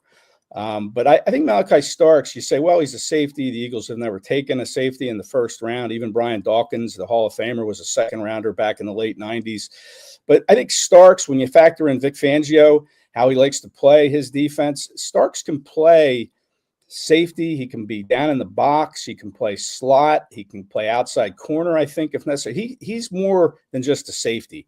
He would be a weapon that Vic Fangio would love to have on his defense. And I'd be surprised if Fangio is not banging on that table if Malachi Starks is sitting there in the mid-20s to go up and get him, because I do think the Eagles are going to do everything they can to trade up. Remember, they have a lot of ammunition next year. They have 12 draft picks, 3 in the third round. I could see them parting with some of those picks next year if another team is willing to do it. They're not going to take 12 players next year, let's face it. So I think Howie's going to try to peddle some of those picks in next year's class to move up in whatever round we see this weekend. But I like Starks. I think he could be the guy that they really target for a trade up if he begins to fall. Because he's more than just a safety. What about this? If Howie can, people talk about splashes, and, Sal Powell is on the Malachi Starks bandwagon as well, evidently. Eagles obviously love Georgia players, Ed. Have a lot of respect for Kirby Smart, the way he prepares guys. But, boy, you need an edge rusher. Yeah. Can they somehow pair a draft pick like Malachi Starks with getting a veteran edge rusher? Can Howie make that type of splash and go about it that way, bring in somebody who's already in the league as an edge rusher? Yeah, possibly. You've heard some buzz about Kayvon Thibodeau from the Giants. If the Giants lean toward Abdul Carter, maybe they would peddle Kayvon Thibodeau. It probably cost a whole lot to get him. He's not exactly a veteran. He's a young player. I don't know what veteran edge rusher they would have in mind, but yeah, I could see them trying to make a play, although they kind of did that in the free agent market. They brought in Uche at 27 years old and Ojulari. I mean, those are guys that are probably some veterans. They've played a lot of games in the NFL. So I don't know. I could see them doing it, but I don't think it's going to be for some aging, older edge rusher. That makes $40 million. Yeah, they're not trading for TJ Watt. Come on. That would just blow their whole payroll out of the water. I don't know if that's really a consideration. I could see them trying to get a veteran player, maybe a Justin Simmons post-draft. Right. I asked Howie during that availability about his tight ends and how he evaluates tight ends and why hasn't he taken one he's only taken one. Why is he only taken one since they drafted Goddard? And he said, well, they have tight ends on their board, but when their turn comes to pick, they're either gone or they're just a little bit lower than a player they had above them. And I think that's going to be the same case with safeties in this draft. I think they might try to add one, but they might not be able to because they're either taken or they've fallen down a little bit below who they want to take. And then they'll go for Justin Simmons. I could see him being a veteran that they bring in post-draft. It won't count against the compensatory draft pick for next year. But as far as the defensive edge, I just don't know who would be out there that would entice them enough to give up anything for. Ed, give me your best case scenario in this draft, and then also on the flip side, give me your worst case scenario. I mean, you're sitting at 32. I think the interesting part about 32 is you're playing a risky game if you want to let the board fall to you. You know, it's one thing to let the board fall to you in your middle round or 22 even last year. At 32, I think it's a different scenario. Give me your best case scenario and worst case scenario this year for the Eagles. Well, I think the best case is them trading up and getting a player that they have as a first-round grade. Right. You know, Howie said they don't have 32 first-round grades, which means there's not 32 players in this draft they would take in the first round. And that's the case every year. They don't have 32 first-round grades. So they might have maybe 10 to 12 first-round grades. So my home run would be if they trade up into the mid-20s, you know, get ahead of some of these teams and pick one of those players they have a first-round grade on. Right. Ezraku, Starks, Walter Nolan, you know, maybe an offensive tackle even. I don't see that in the first round, but tackle group's going to dry up pretty quickly, and they need probably to add a tackle at some point. Do you spend a first rounder on them? See, to me, that would probably be my bust, you know, my worst case scenario if they move up and get a tackle, an offensive tackle. You know, I think my home run is moving up and taking one of these defensive players they have a first round grade on that might slip a bit. Yeah, it seems like as we've gotten closer, people have kind of wavered on the offensive line. They usually do. Nobody ever wants an offensive lineman, Ed. Somebody tweeted out this morning, and this is different, obviously. I think it was FanDuel, tweeted out about the Lane Johnson draft and about how bad it was. And yeah. Lane clapped back. And it really was bad. It was Eric Fisher. It was Luke Jokel. It was Deion Jordan. The Eagles wanted Deion Jordan. Then the Eagles got Lane Johnson, Ziggy Ansah, Barkevius Mingo, Jonathan Cooper, Tavon Austin, D. Milner, Chance Warmack, who came here later. Talk about a disaster of a top 10, except for the Philadelphia Eagles. Yeah, who got a Hall of Fame player. Apparently, Chip had to be talked out of taking. Oh, he was. He wanted Deion Jordan. No, he didn't have to be talked out of it. The Dolphins went ahead of the Eagles to get Deion Jordan because they knew Chip was taking him. Yeah. So sometimes it's better to be lucky than good. But I only bring that up is because nobody likes offensive linemen. They hate it. I brought up Cam Jurgens earlier in the show. They hated that pick. And now he's a Pro Bowl center with a $68 million extension. They traded up. This is the Philadelphia Eagles. Why are we just saying, they're not going to take an offensive line? Yeah, well, I think they'll take one somewhere along the line, but, you know, it's going to be a developmental project, which is fine. You know, you have Jeff Stoutland still here, you know, and you have to start wondering how long is he going to keep doing this? He's on the older side. Will he eventually retire? He still loves it. I'm not saying he's retiring next week or anything, but, you know, you have him here. That's a luxury. So you can afford to take a chance on a developmental kid. You don't need him right away, right? Because you have Jordan Mailata and you have Lane Johnson still working the outsides. But so that's why I don't think it would be a real good pick. But you're right. Offensive line isn't sexy. I remember when they took Andre Dillard, that went over like a lead balloon in 2019. They moved up to get him. It's like, what? Andre Dillard? But, and that proved to be the wrong pick. Yeah. Right. So, yeah, I just, that to me, Zander, would be my worst case scenarios if they trade up for an offensive tackle. Well, here's where I think that it's overlooked right now, and I think it's honestly pretty easily explained. Lane Johnson's under contract through 2027. He's the best right tackle in football. Landon Dickerson's under contract through 2028. He's arguably one of the best right guards in football. Jordan Mailata's under contract through 2028. He's one of the best left tackles in football. And now Cam Jurgens under contract through 2029. So it's like, yeah, we'd love an offensive lineman, but we also have Trevor Keegan, Kendall Lamb, Matt Pryor, all of Tyler Steen, all of these dudes. It's like, okay, we might want it, but I don't know if we need that at this stage of our team building philosophy. But I will say, there's 2 offensive linemen I'd pounce on at 32. Gray Zabel and the Alabama kid, the Tyler Booker kid. He's a Red Star type of player. He was a captain on the Alabama team. I could see that for the Eagles, but I just don't think they need it, right now.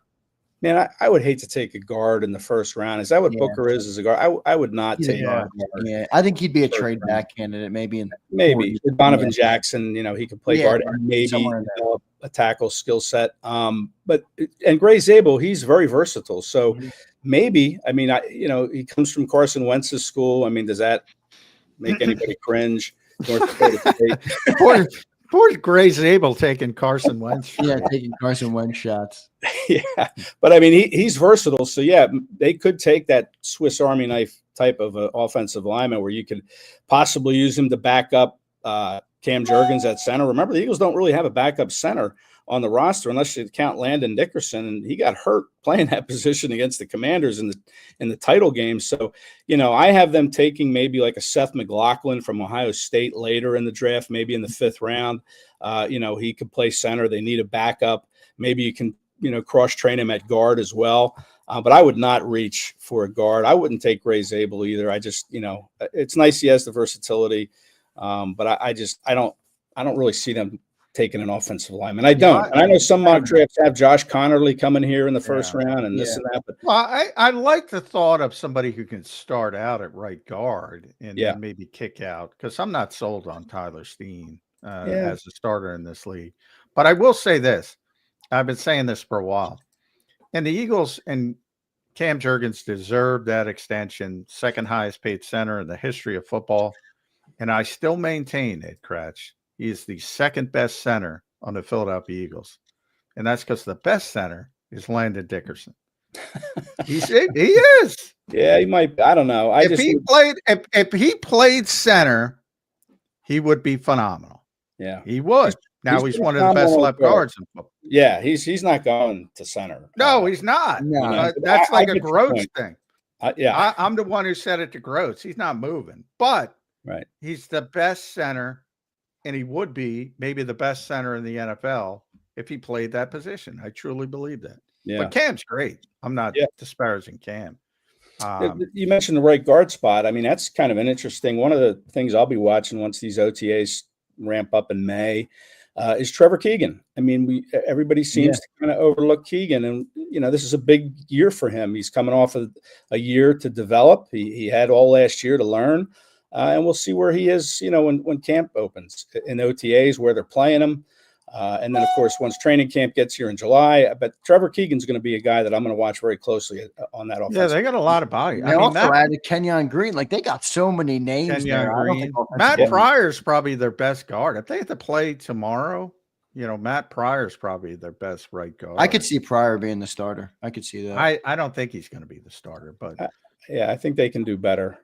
He's too versatile as a backup. I think he can play 4 positions. Sense. But I think it's going to be Green or Keegan. And whoever they add at some point in the draft, if it's a guard later in the 3rd round, 4th round, wherever it is, and I think they will go offensive line later in the draft. And it's just a matter if it's a tackle or a guard. I do think they need a backup center somewhere, and Seth McLaughlin might be the best one out there from Ohio State.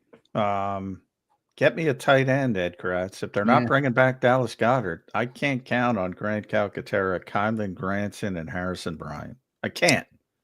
Well, and your guy, E.J. Jenkins. I love E.J. But I like E.J. I don't think he's a tight end. But, it's interesting because I was on a radio show the other night. They do mock drafts with all these writers across the country, and it's done over the course of a week. So they brought me in with the last pick, and a lot of the big names are gone. So I ended up taking Mason Taylor at 32 with a stick and pick. And I got a lot of heat for it on X. As you know who my stick and pick is, by the way. Shamar Stewart. Yeah. Am I right? Shamar Stewart? Yeah, he is. But I made a joke to you last night, which evidently you've forgotten. That's inside baseball. Baseball. But yes, go ahead, Mason Taylor. Yeah, I'm just saying, I think, he could be the guy. I mean, you know, as soon as I'm getting all this heat for taking him, next thing you know, Charles Davis, I think it was Charles, somebody had them taking him in the first round at 32. And I've seen, you know, Daniel Jeremiah has him ranked as his 29th best prospect right now, which is kind of in that range at 32. And would I grab a tight end in the first round? I haven't done that since 1988. Howie, I think, was probably 10 years old at that point, maybe. I don't know. Is that Charlie Young? No, that was Young. They took in the first round in Jackson. 1973. Yeah. I'm not even sure you were born yet then, John, 1973. Keith Jackson. Yeah, the years are. Yeah, Keith Jackson from Oklahoma was the guy in 1988. The tight end player, yeah, he ended up. I think he was runner-up for the Rookie of the Year that year. But I don't know if they would go tight end in the first round, but I know that there's interest, and it's weird because they didn't have any tight ends in for a top 30 visit, at least that we were aware of. Weird. It is weird. So, you know, maybe they think they can work something out with Goddard, maybe a 1-year deal like they did with Josh Sweat last year, 1 year, $10 million for Goddard, maybe a little less than $10 million. But that you still are going to have to find one because Goddard will only be here 1 more year, if that. And then what are you going to do next year? You're going to go in and need a tight end again. So, you know, they're going to do something with the tight end spot. Maybe they make a trade for the kid from the Raiders, whose name I can't remember. Michael Mayer. Yeah, not Michael Myers, Michael Mayer. maybe it's Michael Meyer or Mayer, whatever you want to call him. And maybe there's a good player. He's a good college player. I'll tell you that. Really good. Speaking of trade, Ed, you think they bring in a vet? You think they make a AJ Brown-esque move, not to that level, but maybe 32's on the move, Ed, and they bring in a Trayvon Walker or with the Giants, like Kayvon Thibodeau. You think that's out there? Yeah, I don't know if I'd give up a first-round pick for either of those guys. I'd do it for Trayvon. I think Trayvon's worthy of a first still. Yeah. You don't have to. Back-to-back double-digit sack seasons. Howie's good at value. Yeah, it's like a car, man. It's off the lot. Yeah, drive it off the lot. Yeah. I mean, would they take any capital for next year? I mean, again, they have 3 third-rounders. I think they have 3 fourth-rounders, maybe 2, but they've got 12 picks next year. And I just think Howie's going to try to offload some of that stuff. And whether it's for, you know, Trayvon Walker, you know, maybe a third next year and something else, maybe another player. You know, I've seen some rumblings that maybe Keely Ringo could be on the move. I don't know what you'd get for him, but maybe as a throw-in player. Yeah, what happened to Keely Ringo? There's a lot of seem to be angst. They were high on him. You know, you move on from Slay. Everybody's talking about him taking over, and now it's like, well, we got a Dory Jack. We're looking at. They like Jahdae Barron. They like Trey Amos, Maxwell Hairston. What? He hasn't played a game. Why is everybody souring on Keely Ringo all of a sudden? I don't know. I mean, he would be a candidate to move to safety, in my opinion, just because of his size. But the Eagles don't typically do that. You know, they didn't do it when we had Rasul Douglas. That, you know, everybody thought, oh, move Rasul Douglas. He's got the size to play safety. They kind of resist that, and yet they moved Asfonte Maddox there. You know, an undersized guy back there. So I don't know what happened to Keely Ringo. To me, I think he seems a little stiff in the hips. You know, I'm not really sold on Keely Ringo myself. He's a bigger guy. He has trouble kind of flipping his hips. And matching speed deep. So you have to give him help if teams were to attack him. So that's my concern. But look, you're not going to get anything for him of value. It would just be an offload and maybe you draft someone. You know, my mock draft, you know, I mentioned Nolan trading up for him. I had them taking Benjamin Morrison in the 2nd round from Notre Dame. I like that. I like that pick. Yeah, I mean, he's an injured guy. Again, I'm worried. Is he off the Eagles board because of medicals? You know, hip injury is interesting. Yeah, it just worked out for a bunch of teams. I don't know how it went, but if he's healthy, obviously, if he's healthy, that's yeah. He had a pro day. I don't think the Eagles were there. I think 25 teams were there, but the Eagles weren't represented. Was what I was told, and that's kind of concerning as whether or not they would pick him. Maybe they have all the info they need on him, good or bad. So. I don't know, but I like Benjamin Morrison. I think he can play. I think he'd be a great ad if you can get him, and he might slip a little bit because of the injury. And if the meds check out, you know, why not make a move there? What about, you brought up Ringo?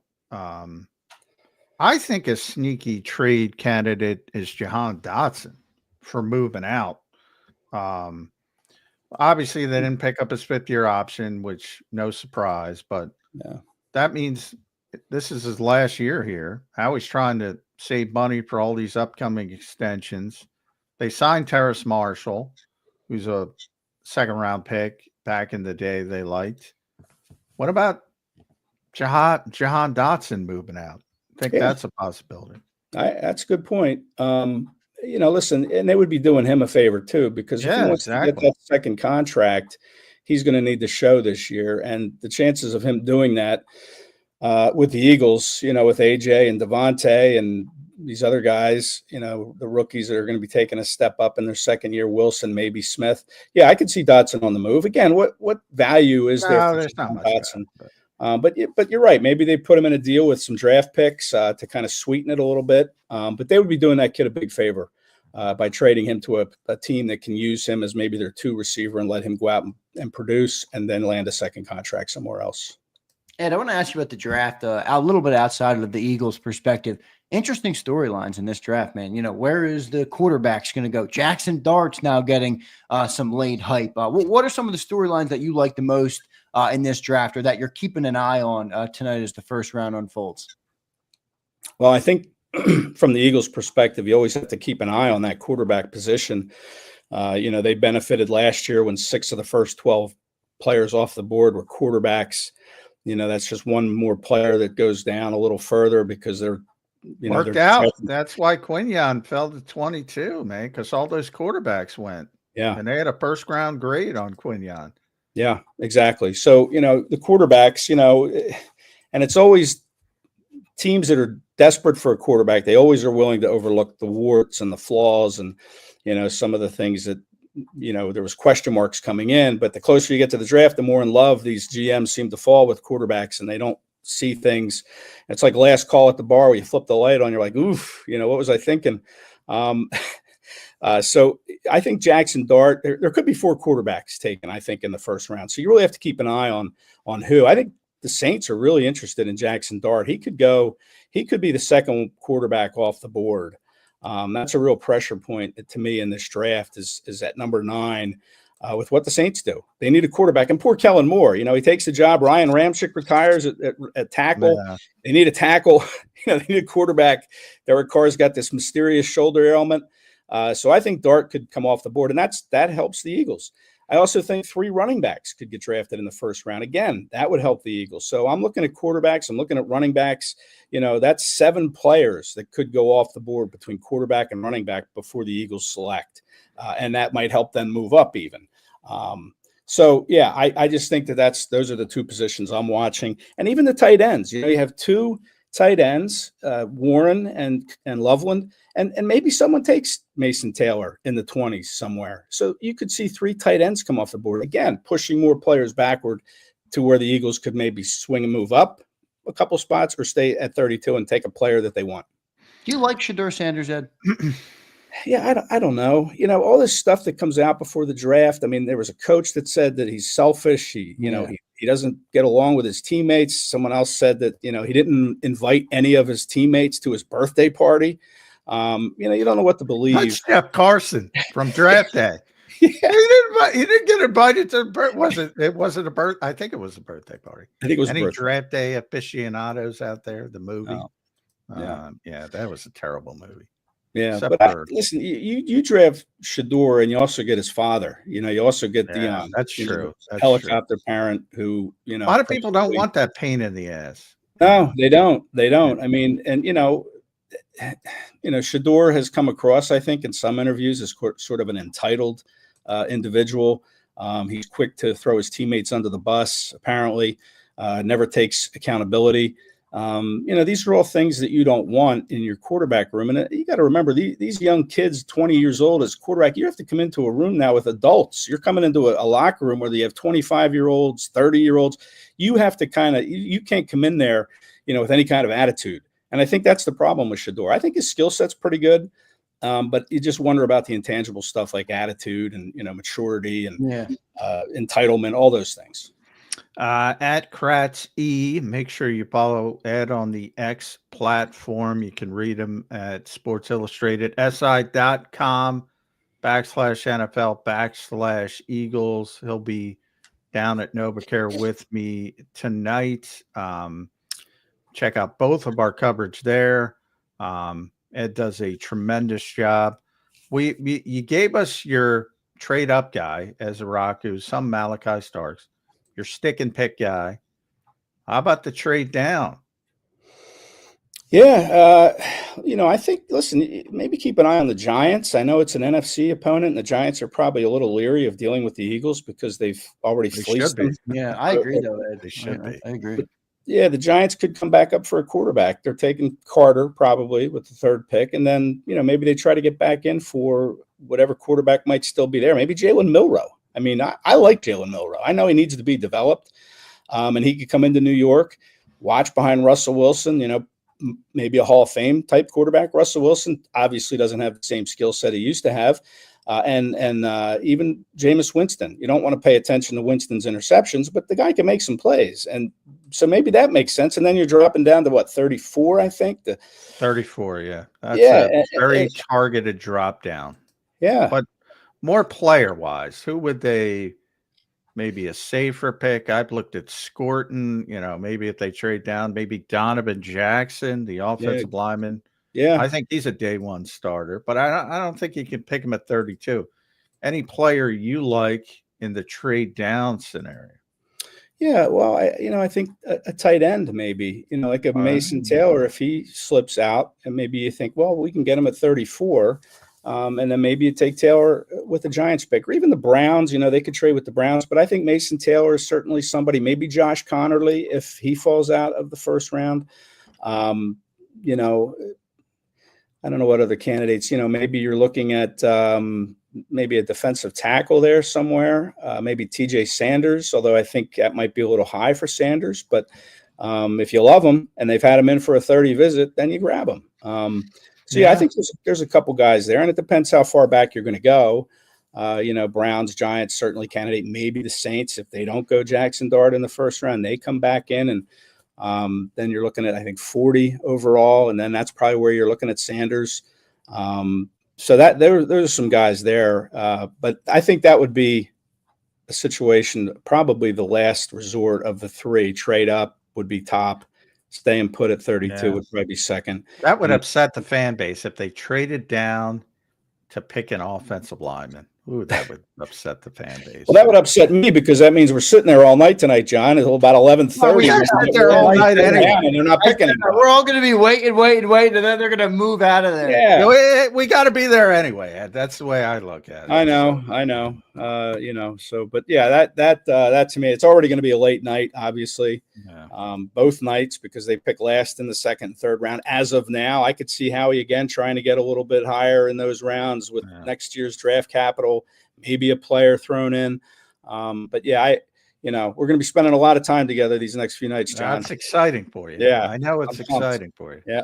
When are you heading down? You're going down early, I believe. Yeah, I'm meeting a couple guys, our friends Martin Frank and maybe Jeff Kerr for some coffee at a coffee house down near the stadium, and do a little pre-writing, drink some coffee, have some fun. Pre-gaming. Yeah, exactly. I got too much work to do. You guys are having coffee dates.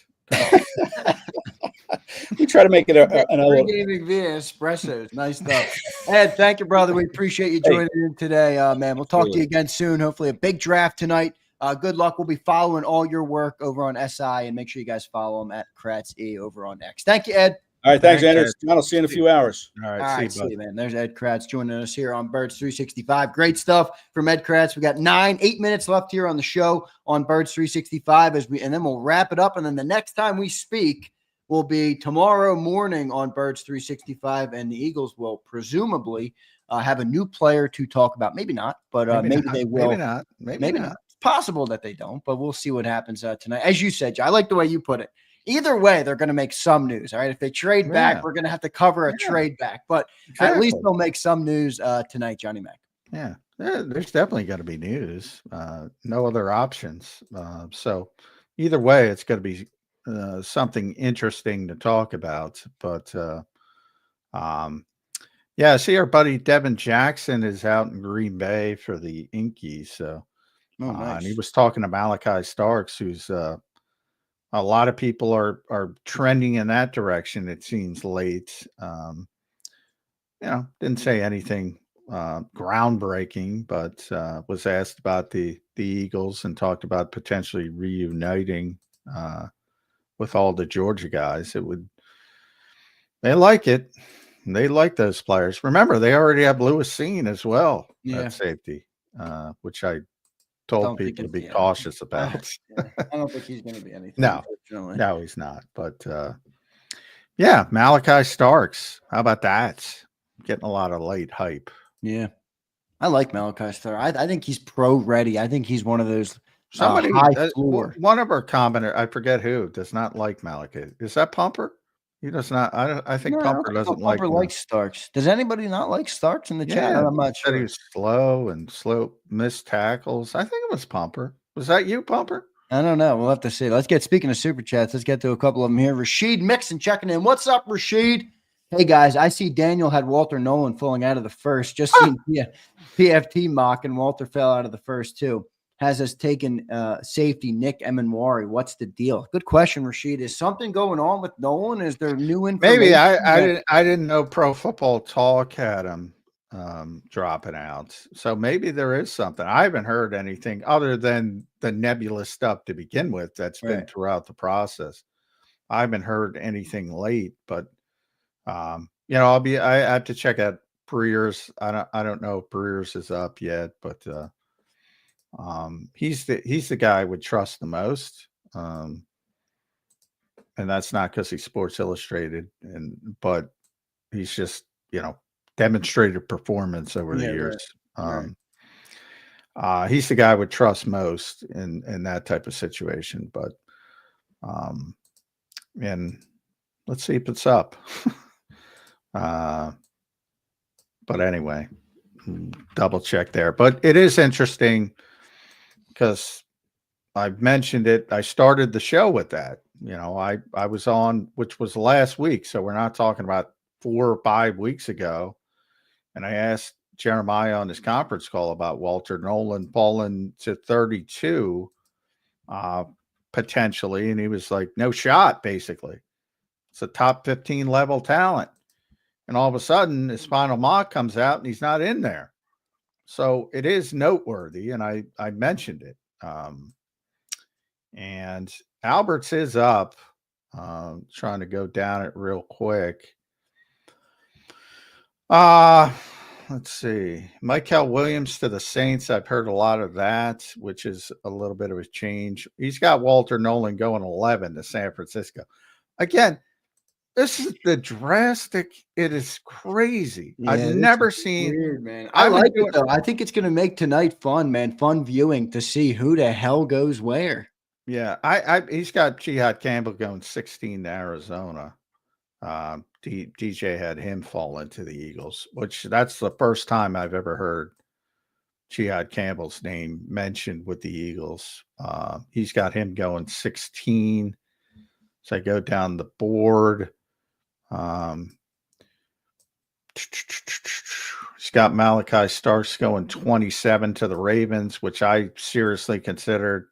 I had Malachi Starks going 24 to Minnesota, but remember, I don't do trades, so Minnesota's and then I had Emanwari going to the Ravens, but I mentioned in my mock that if Starks is there, the Ravens will take him. So that's a team you got to get ahead of if you want him. And Albert Breer's got the Philadelphia Eagles taken Mason Taylor. Ooh. You just heard Ed talk about that Mason Taylor to the Birds at 32. That's who Ed picked for the radio station that called him in. Yeah. So there you go. Would you like that pick? Would you hate that pick? What would you think of that pick?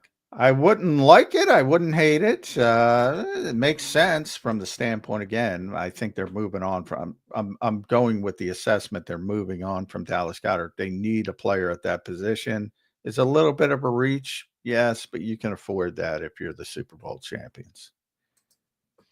Good stuff there, Johnny Mac. John, I'm going to put you on the spot. All right, who will the Eagles take tonight? If you got to pick a name.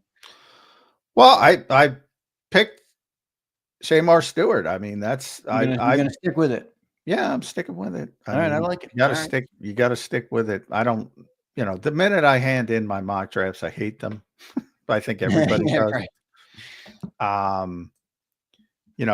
right. Because all this information comes in, unless you wait to the absolute last minute, it's probably not going to happen. But I do feel comfortable that the Eagles seem to be looking at traits-based players. I mentioned the trade up. I still believe the trade up for Walter Nolan is a thing. And I believe that would be their home run pick, Walter Nolan. And then I mentioned I in my Eagles mock, I did the trade up, which is Walter Nolan. I did the stand pat, which is Shamar Stewart, and I mentioned Malachi Starks as the insurance plan, but I don't think he's going to hit 32. I don't think Stewart's going to hit 32 either, but somebody's got to fall, and you're just kind of deciding on who. And then the trade down would be Oladejo, and that's what I hope happens, because I'm going to spike the football if that happens, because I know the Eagles love that player. I know it. Good stuff there, Johnny Mac. Skid Marks checks in. Last super chat of the day. Appreciate all you guys. He says, J Mac, gun to your head. Eagles with the first pick will take offensive tackle, I think he meant, defensive line or the field. Defensive front. That's the odds-on favorite. It's always been the odds-on favorite. Yep. For two reasons. It's a need, and there's the most players. So if you're playing the odds, I'm taking defensive front. Yeah, I agree with you there. Skid Marks, thanks for the super chat, brother. Johnny Mac, your final thoughts on this draft day edition of Birds 365. Oh, it's finally here. We got through it. It comes tonight. It's going to be a long day, but there will be some news. So, yeah, trade down is news. So it's not the best news, but it's news. Yeah. They're going to get players eventually, whether it happens tonight or tomorrow. They're going to get players, and it'll be good to talk about actual players. Yep, looking forward to doing it. Johnny Mac, great show, brother. Appreciate you doing it today. We'll talk to you later on today with the first round tonight. Travel safe down to the NovaCare. We'll be following you all day long. Appreciate you, John. All right, thanks, everybody. All right, there's Johnny Mac. John McMullen, the #1 Eagles beat reporter in town. All right, doing it here on Birds 365. Great job by Johnny Mac today on the show. Appreciate him doing it. Appreciate all of you guys, by the way, in the chat as well. Who do you guys like tonight? All right, I want to hear from you guys. Who do you think the Eagles will take tonight? Sorry, I'm doing one thing on my phone here. Business on the air. All right.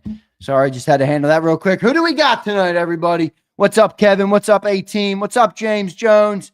What's up, Cody K? What's going on, everybody? Brian Pumper checking in. Brian, sorry I didn't get to this when Johnny Mac was on here. It's the swag factor. Dart is getting the hype because he's the swaggiest QB prospect. Dudes say Shadur, but he looks like a squirrel. Oh, Pumper. I don't hate. I watched some of Jackson Dart on the what was that? John Gruden's quarterback thing that he does for Barstool now. I thought that was pretty good, actually. I didn't hate Dart. I just never thought of him as a top 15 pick in the draft, and now people have him way up the board. So I think it's going to be interesting there. All right. Daz checks in. I got a funny feeling we are getting Jalen Walker. Ooh, Daz. I got him going top 15. I think he could go top 10. No, Daz? Am I thinking of the wrong player? Jalen Walker from Georgia? No, he's not dropping the 32. You got to trade up, Daz, or what? What are you thinking, Daz? Trade up? Kevin Savard, what's going on, bro? No idea, Z. Howie is on a different level right now. He is. He's been doing well, but everybody, Johnny Mac seems to want to pour some water on that fire, Walker, a top 10 pick. Panthers are all over him. Yeah, I think he's top 10 too. I could see him to the Panthers. He's a good player, though. 21. He's just turned 21. So he's another young prospect. I could see that. All right. I could see that. Big Z, will there be a live stream tonight for the draft? Absolutely, Boulevard. We'll be live for certain right after the pick or whenever it is. The other thing I'm going to do a pre-show of the draft. So I'll go live probably 7 to 8. I'm going to try and go live during the draft, but it's a hard because I got to produce everything. So I don't know if that would make the most sense for the network to do that with Sills and John coming on after the pick. After they make the pick, I'll have Cilio come on, and then I'll have Johnny Mac come on. All right, so that's what we'll try and do tonight. But we'll be live without a doubt, and then I'll probably do a post show as well. Where we'll lock in, and maybe I'll bring some people on tonight. I've been waiting to talk to you guys. I haven't talked to you guys since the end of the season. All right, so we'll be grinding. It'll be a late night. It'll be a long weekend. The only thing that's going to be a little tough for me is going to be Friday night. Friday night is because I hope my mom's not listening, but we got a birthday. We got a surprise birthday party for my mother. She's turning 60. So it's a big party for her tomorrow. Unfortunately, her birthday came at the NFL draft. Not ideal, but you got to do what you got to do. All right. My mom is the best mom on earth. So I got to make sure I'm there for her for that. Dirty Air checks in. What up, Dirty Air? Whatever Pumper thinks about a QB, lock in the opposite. It's hard for me to push back on that. 30 Air. We all know his QB evaluation is as good as Johnny Wilson is at catching. Correct. Correct, Amundo. All right. Correct, Amundo with that. So I'm with you, Dirty Air. I'm with you, Dirty Air. Happy B-Day. Thanks, guys. Hopefully she's not watching the show. Yeah, if she's watching, you'd be surprised. My family does listen to the shows. All right. They watch. A lot of people watching. Love it, Anton. Anton says you check out the pod I did with Riding the Bench. Love it. Love both of you guys, Anton. I'll check it out. I'll go check it out. You guys are some legends, bro. Appreciate you, Anton. Hope you're having a good offseason, bro. What's it like over in Australia at this time of the year? I wouldn't know because I've never been. All right. Yeah, I said it quietly, Siglord. She ain't picking up on it. That's true, Brandon. My mom doesn't look, she looks fantastic for 60. I'll tell you that. All right. She might be listening, fam. Well, if I ruined it, I ruined it. What are you going to do? It's not really like a huge surprise type of thing. It's not like we're not like setting up a banger that she's walking into. It's not like that. All right, everybody. Should we do one more mock together? Let's do a mock together. I don't like this. He says Carson, Krause, Zander, Wentz. Where the hell does that come from?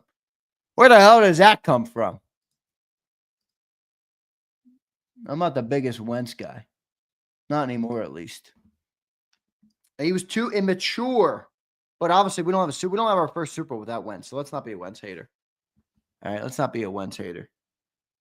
I think we do a mock draft together. Let's do it. Who wants to do a mock draft together? Should we or should I get the hell out of here? Because I will do a mock right now. We'll do all the teams. We'll go turbo. Let's go. Let's enter. Start. Nope. Let me do the present. Let's do it. All right. I'm going to take some opinions from you people. All right. So let's see what we got. All right. Here we go. We are going to do every team. All right. First pick. The Titans are on the board. I think we all know who they're taking. All right. They're going to take Cam Ward. Draft Cam Ward. All right. First pick. Done. Cam Ward. See, this is already, I think it gets interesting.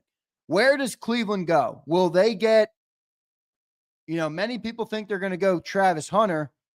The Eagle fan in me wants them to take Travis Hunter because, or Abdul Carter, because I do not want the Giants to get Abdul Carter.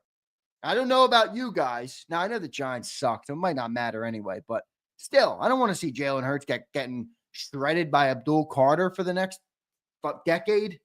I don't want to see that. But you think Browns take Carter? I'm kind of with you, A-team. I'm kind of with you, man. I'm kind of with you.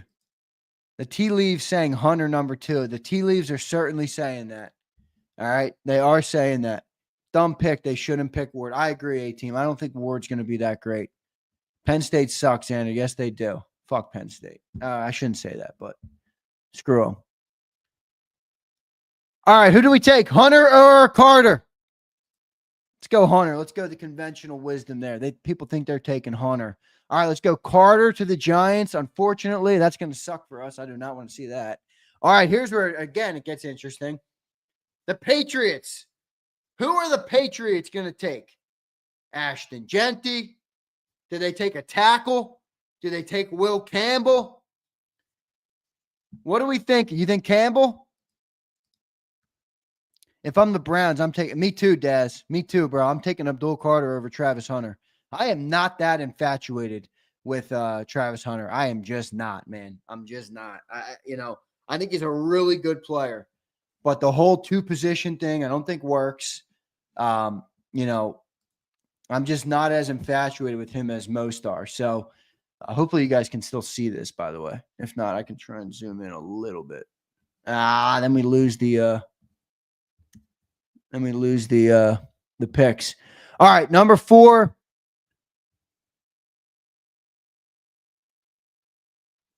Number 4, I think we go Will Campbell there. All right, Will Campbell for the Patriots. They got to protect Drake May. Number 5, this is another interesting pick here. The Jacksonville Jaguars. Who do we got? I mean, I think they could take – they have really a tons of options here. They could go Ted McMullen. Apparently, they really like him. I think it's going to be Genty, but Genty there would be interesting. You're going to go pick number 5 on a running back. Ooh, that's heavy. Tyler Warren could be interesting. Mason Graham is an interesting one. Jackson wants Genty bad. I agree. I think it's going to be Genty, but Bears fans fighting over Jaguars are a lock for Genty. I kind of agree. So we'll go Genty there to the Jags. All right, Genty to the Jags. Now you got pick 6. You got the Raiders. Who do we got the Raiders taking here? Who do we got the Raiders taking here in this mock?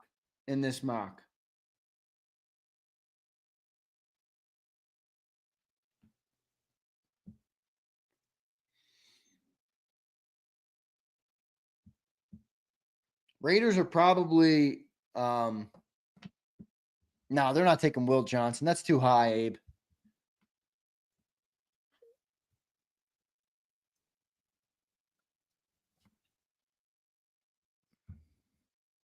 Kelvin Banks, Armand Membu, Ted McMullen, Graham or Will Johnson, Crosby with Graham. Forget about it. It's good duo. Hunter's off the board. Will Johnson, I don't see it. Sanders, I don't know about that. McMillan, I'm thinking. I think you might be right. I'm going to go Mason Graham here. I think it's Mason Graham.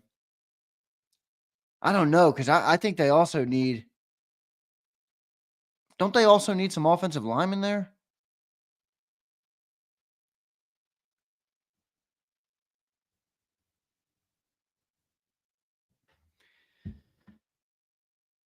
No, I don't rock. I'm not a big jersey guy, Rich. All right, let's go Mason Graham here. Let's go Mason Graham there. I think that makes sense. Defensive interior, that's one of their needs. I don't think they're going to take Ted McMillan that high. All right, Jets. Who do we got with the Jets? This is interesting. I think they need tackle. So I would probably lead Armand Membu here. But you could also make the case for Kelvin Banks, who's people like Kelvin Banks a lot as well from Texas, the tackle there. So Jets, you think Tyler Warren to the Jets? I think it's Membu. I'm going to go Membu. Let's go Membu there. Pick 8. The Panthers. This is interesting because a lot of people have them taking the defensive guys. Mason Graham, I've seen mock there. We already took Mason Graham, so he's not an option here. But we talked about Jalen Walker going there. But do they want to go wide receiver and bring in a big target for Bryce Young? I don't know. That's high for Ted McMillan, man. That is high for Ted McMillan. Panthers always need offensive line. Who are the tackles over there? Who do they have tackles? Because I would lean Kelvin Banks here. If they Jalen Walker's a good pick. I thought Panthers O-line wasn't too bad. I thought it wasn't too bad. Let's go Jalen Walker because that's where I thought they were going to go. And Mason Graham's going to be off the board. I'm going to go with Abe here. I'm going to go Jalen Walker. Good pick, Abe. 9, the Saints. Ooh. Oh. Does Kellen Moore want to take Jalen Hurts' protege? Jackson Dart. Jackson Dart. Are they taking him? Are they taking him? 9, the Saints. Do they go edge? Do they go defense? Kelvin Banks here, you think?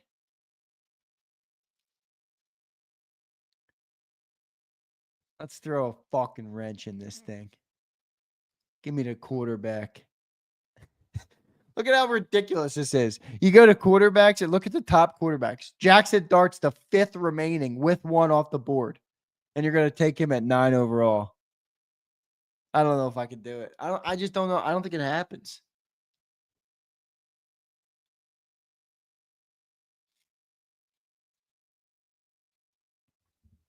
All right, give me some other wisdom here on the Saints. What do we like? What do we like at Saints? Sanders, I could see that. I could see that. New report says Jackson Dart not getting past 9. Eagles trade up and get Abdul. That's probably not happening, Shady, unfortunately. Banks, you think Banks? Mike Green, that's not bad. I don't know if they'll take a shot on him that high, though. You remember, new coach, you got to, I don't think he's got leeway. John talks about that all the time. Michael Williams, I think, is actually a good pick there. Let's get rid of these quarterbacks.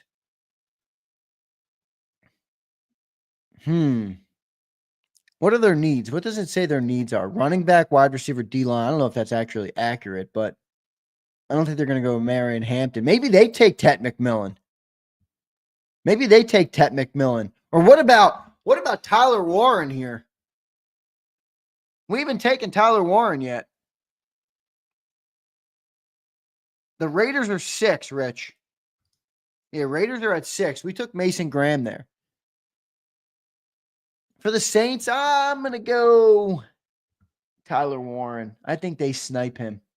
Although, do they need a freaking tight end? Who do they have? Who's their tight end? It's edge. They need defense. They do, but think about it. They just hired an offensive coach. Saints Dart.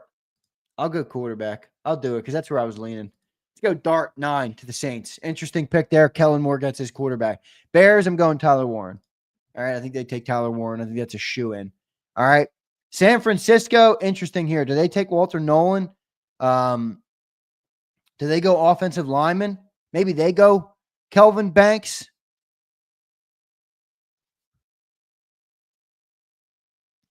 Did the Bears just pay tight end? Damn, I fucked that pick up then.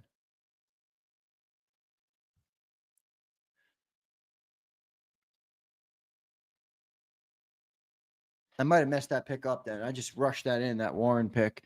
All right, 11. Who do we got with San Francisco? I think I just put the I think I just put Tyler Warren there because I didn't want him to be there for the Cowboys because I know the Cowboys would do it, even though they have Ferguson. Go back. I think Genty's off the board before the Bears, dude. I don't think he's making it to 10. Jawan Johnson, is he good though? All right, San Francisco. I think they take a tackle. I think they're going to go Kelvin Banks. Let's go Kelvin Banks there. A lot of people have him in the top 10. Cowboys, Tet McMullen. Dolphins. Who they got? Who do we got for the Dolphins? Who do we got for the Dolphins? Dolphins are interesting. They don't need a wide receiver. Corner, I think corner too. I was going to go Jahdae Barron or Will Johnson maybe. Walter to the Dolphins. You think so? Yeah, Ramsey's on his way out the door. Let's go corner. Let's go Jahdae Barron there. All right, Jahdae Barron to the Dolphins. Pick 14. I think this is Loveland. They need a tight end bad. Let's go Colston Loveland to the Colts. 15 at the Falcons. I think that's Mike Green. Right? Let's go Mike Green to the Falcons. Boy, I like Mike Green, man. That kid can play. That kid can flat out play. Cardinals here. D-line, guard, corner, it says their needs are. Who do we like teaming up with Jonathan Gannon? Who do we like teaming up with Jonathan Gannon?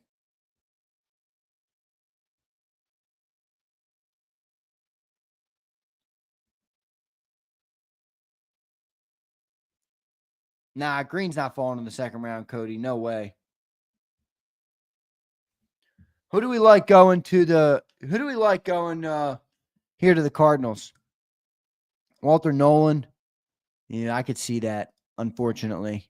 Jihad Campbell, that's actually interesting. Let's go Walter. I think Walter Nolan there makes sense. I'll go Walter Nolan to the Cardinals. All right, Bengals. They probably need defensive dudes. They also always need offensive line. I mean, shit, it's the freaking Bengals. I think edge help here could work. What about Jihad Campbell to the Bengals? I could see Campbell. Emmett Warren. Nah, too early for him, bro. Will Johnson, that's not bad. Bengals like Michael Williams. Bengals need so much on defense. This is a tough one. I agree. Bengals need a lot on defense. I'm leaning Jihad Campbell here. I'm going to lean Jihad Campbell here. All right, I'm going to lean Jihad Campbell here. I could see Michael Williams, though. I could. Dang, why do they have him rated so low? This is where PFF pisses me off sometimes. I think they need edge help. I'm going to go Jihad there. I'm going to go Jihad Campbell there. Seahawks. Seahawks. Says center, guard, and edge. I don't know who we like at Seahawks. Who do we like for the Seahawks?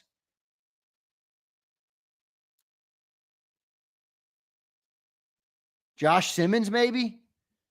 Zabel, unfortunately. Yeah, that's a good pick. Yep. I'm with you, Pump. They got a bunch of needs on that offensive line. Although, remember, they did just get rid of a wide receiver. You could have argued wide receiver for them. You could have argued wide receiver for them, like a Luther Burden, Emeka Ibuka. I like Ibuka the best. They got Darnold. Darnold's their quarterback now. Daz, remember. Let me see if I can move this up. Make sure it's on me a little bit. All right. So where are we now? We got Buccaneers. I think they're Ezeraku. They like Ezeraku, apparently. They like Ezeraku. I'm going to go Ezeraku to the Bucs. Anybody contest that? Starks to the Bucs is actually interesting, but they need edge help, dude. They need edge help. Yeah, I think Ezeraku there. Let's go Ezeraku. The Broncos. Running back, wide receiver, center, defensive interior. Do they go Marion Hampton? Yeah, I like it, Pump. Me and you thinking the same on this. All right, a lot of people got Hampton. All right, I'm going to go Hampton there. Hampton's he's a good player. I like him a lot. Steelers, 21. I'm doing it. Shedeur Sanders. Or apparently they like Jalen Milroe. Milroe or Sanders to the Steelers. Abe says Milroe. Flexen says Sanders. James M says Milroe. Cody K says Milroe. Daz says Sanders. Either way, they're after. I kind of like Milroe. I'm not going to lie. They need a quarterback, though, Pump. They need a quarterback, dude. They're going quarterback here. Nah, they don't have a quarterback. Either way, they're F. That's hilarious, Flex. I'm going to go Shedeur here. All right, I'm going to go Shedeur. Do they have Fields? Is that who they got? No, Fields went to the Jets, right? They went to the Jets. Tomlin loved Hurts. I'm thinking Milroe. Yeah. Nah, here's where I was, Flex. I didn't like him because I'm a Bama fan. So he let us down for Bama. But from a pro prospect, I think people are going to see he's got a huge arm. He's got super athleticism. Like he runs like he's closer to Lamar Jackson than anybody from athleticism. So I think there's a pro quarterback coach or a pro, team that's going to be like, I'm going to bet on those traits. I didn't like him for Bama, but he wasn't polished. Maybe he's got the Jalen Hurts level of where he grows into a good player. I like him from that perspective. If we don't take Shedeur here, he falls out of the first round. Shedeur or Milroe? Who they going?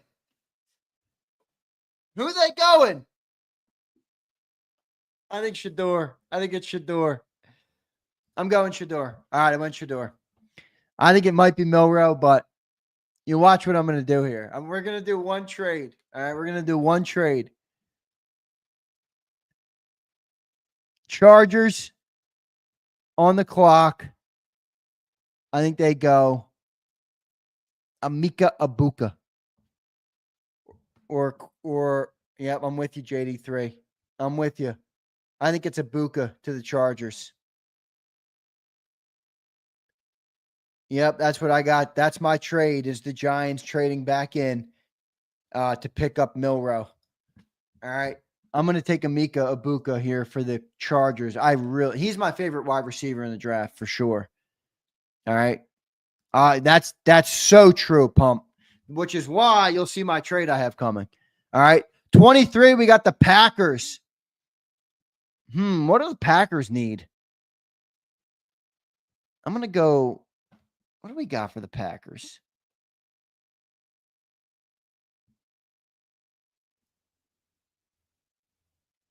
Packers need some corner help, edge help, wide receiver help.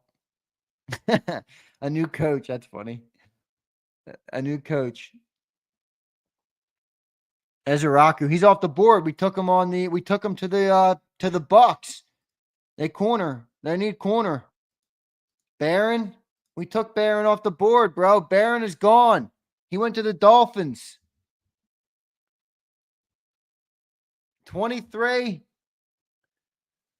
I don't think they're going to reach for Trey Amos. Will Johnson, maybe? I think Will Johnson. Yeah, I'm going to go Will. They need a corner. All right, here's my trade, everybody. You ready?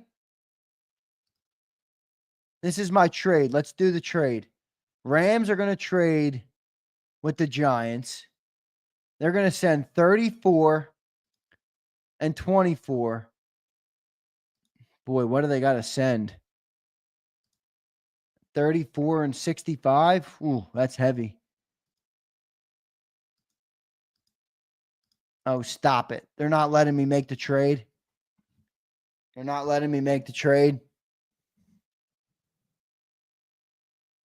Can someone help me with the values here? How much value do you have to make up to get from 34 to 24 for the Giants? I think this is where the Giants move up. I think this is where the Giants move up with the Vikings. Send 34 and a sec. That's what I was thinking. I agree with you. This is why I have the Giants jumping up. I think they're going to want a quarterback, dude. Use the Johnson chart. Yeah, I don't remember exactly what it is. 33, 94, 104. Let's go next year's second, and we'll add a fifth this year. All right, I'm going to force the trade.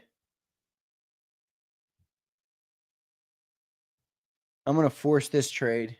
Giants are on the clock, and I think they take Jalen Milroe from the Rams. Giants trade back into the first round and take their quarterback. The Texans, they desperately need offensive linemen. They got rid of all of them. Josh Simmons is an option here. Josh Connerly. How about Tyler Booker here? How about Tyler Booker here? I could see Booker going here. Connerly makes some sense here. Yeah, we got him off the board, Abe. He's off the board.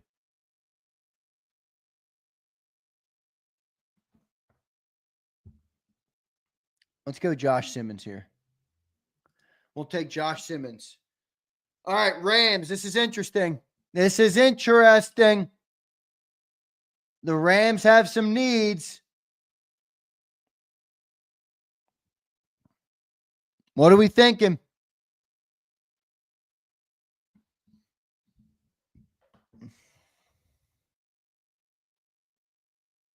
You think the Rams take Starks? I don't know, dude. They don't need a do they need a safety?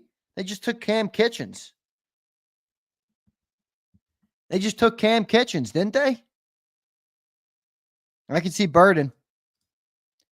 Yeah, but don't they have they got Devontae Adams and Puka Nacua right now. I don't think they go wide receiver. Rams probably need some O-line. I could see that. Pierce with Verse. Oh, man. Crowley says Rams take Connerly. I think I'm leaning that way. They're not going to reach for a tight end. Tackle, linebacker, corner, it says. You want to go Trey Amos here? You want to take Trey Amos here?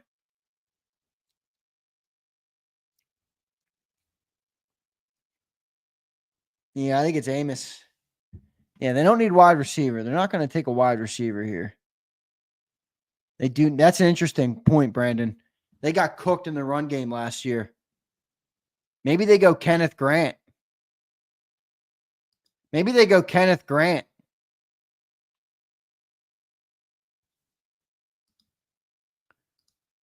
Do we want to go Kenneth Grant? Or do we want to trade up with the Eagles? Zabel's off the board, Abe.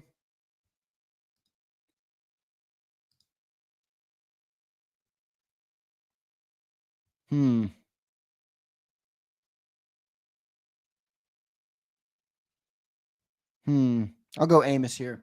I think any corner is bad. All right, here's interesting. Ravens. We took Trey Amos to the Rams. Now with the Ravens, do they go Starks? Do they want to pair him up with Kyle Hamilton? Pierce, that's interesting. Edge. I think Kenneth Grant's a sleeper here, too.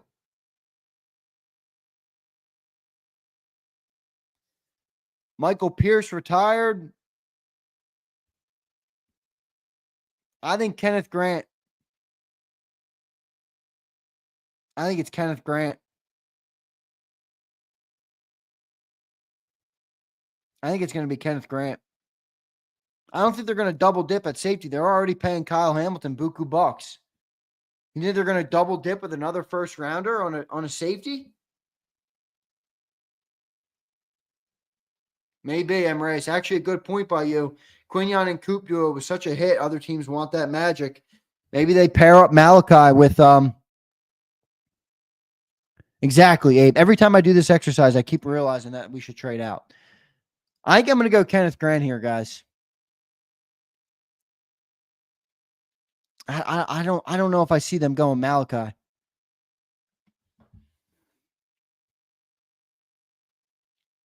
I'm going to go Kenneth Grant, I think.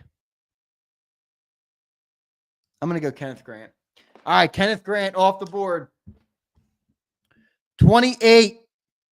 You got the Detroit Lions. Apparently, they might move on from Jamison Williams.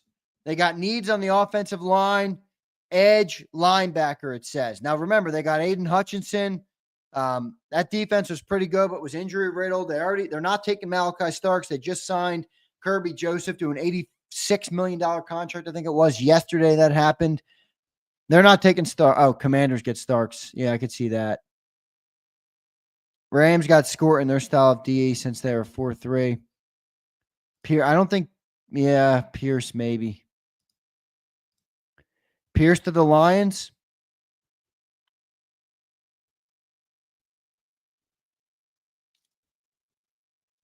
I don't think the Commanders. They might take Starks.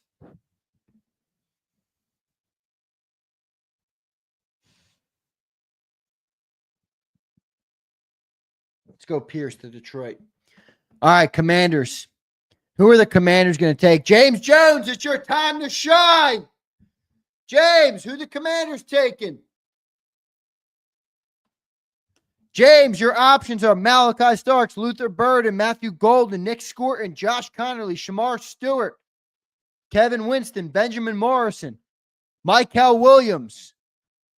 Michael Williams still on the board. I mean, there's some options here for the Eagles coming up. There's some options coming up for the Eagles.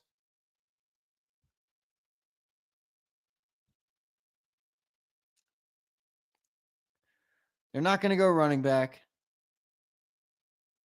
They're not going to reach for a guard here.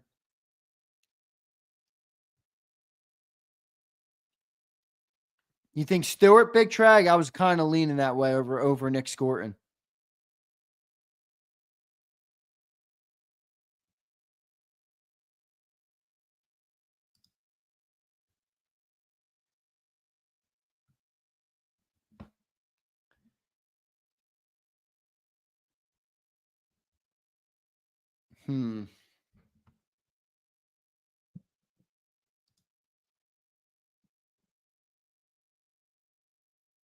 Who are the safeties in Washington? Who are the safeties?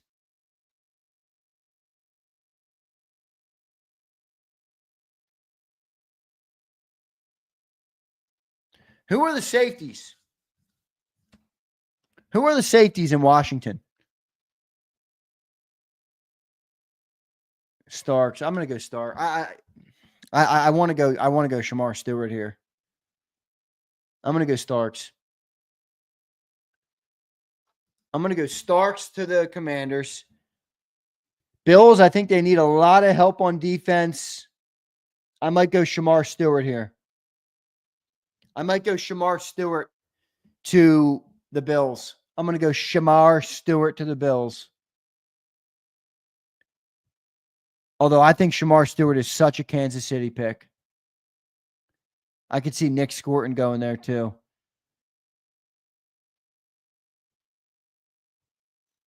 Let's go Michael Williams, I think, to the... Michael Williams to Kansas City. Connerly to KC. That's interesting. They do have some needs on the offensive line.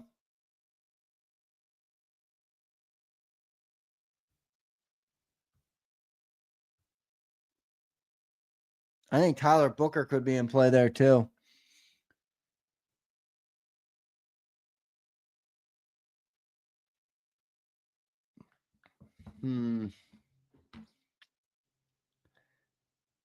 Yeah, they also got that dude they drafted late. What's that dude's name? The dude who played at Purdue. George Karlaftis. I'm going to go Connerly here. I think they need offensive linemen. I think they need offensive linemen bad. Is Connerly the right pick, though? What about Donovan Jackson or Tyler Booker there?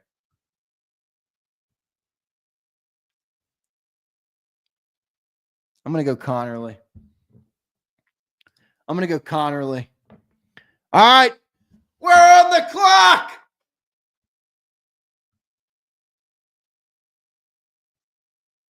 Michael Williams is still there. Where is Michael Williams mocked?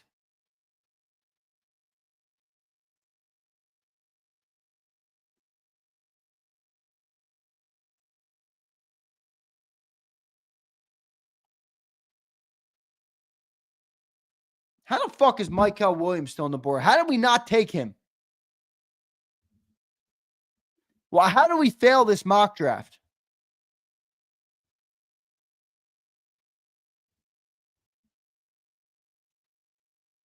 It's got to be Mike Kell if he's here. I don't think he's going to be here, though. This sucks. We fucked it up, guys. This is not even realistic. Not even realistic, folks.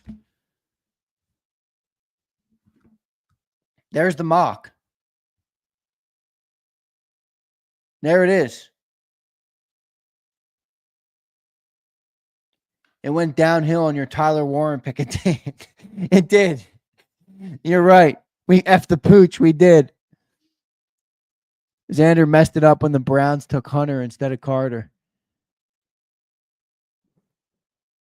You put Walter Nolan where Michael was supposed to go. Where did I put Walter Nolan? Where did I put Walter Nolan? Ah, you might be right.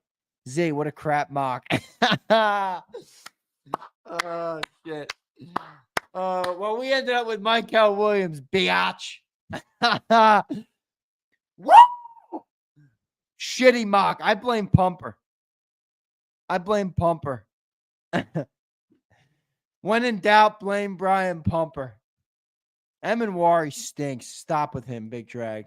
I don't want him at all. All right, let's do one more thing. NFL draft, mock simulator. Let's do 7 rounds. We'll do Eagles only. We'll do positional value, a little bit of randomness. Enter. All right, let's see how it falls. That is a terrible mock. It is. It's brutal. All right, Michael Williams at 32 is legitimately 0% chance. All right, let's see who's available at 32. Oh, Walter Nolan, that's a steal. Holy crap. Where did Michael go here? Michael went 12 to the Cowboys here. All right. All right, here we go. 32. We got Nolan available, Luther Burden, James Pierce, Trey Amos, Josh Connerly. I think those are your options. Pierce. I think I'm going Nolan, dog. We got to go Nolan here. Let's go Nolan. All right, where are we at 64? All right, 64. Is my boy off the board? Where's my boy? Tell me he's still out here. No, he's gone. Shit. 64. Who are we taking, folks? Makuba? I could see Makuba. Oladeo!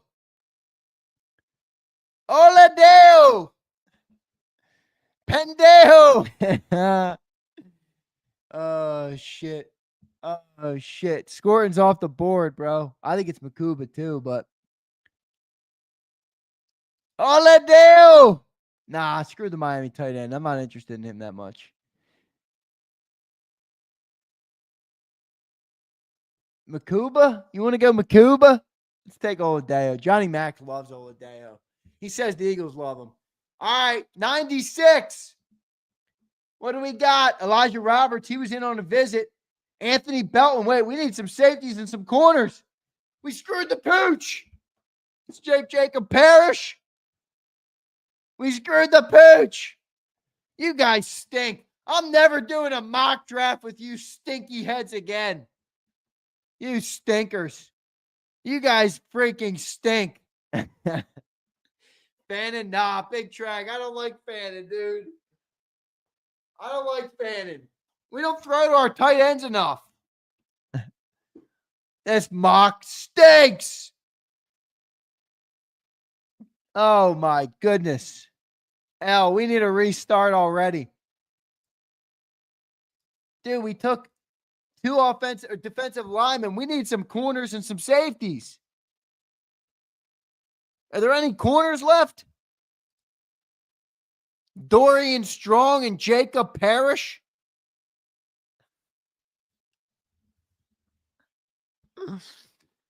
Oh, my God. What happened? What is happening? Why are we so bad at these?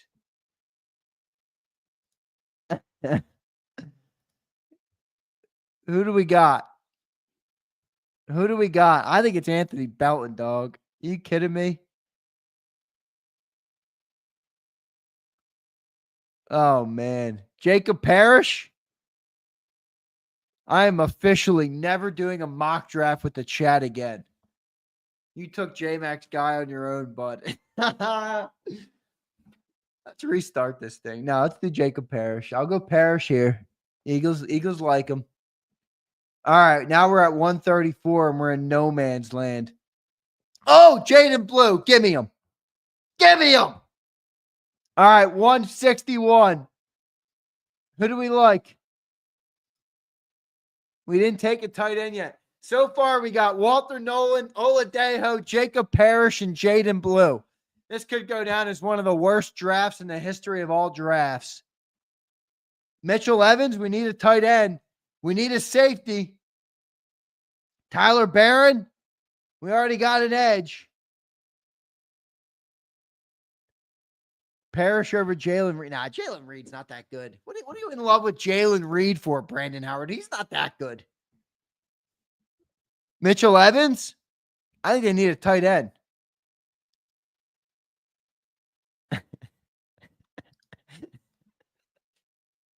Yo, Eduardo, is it your fault? What happened? What happened, Eduardo? Holy moly. Holy moly.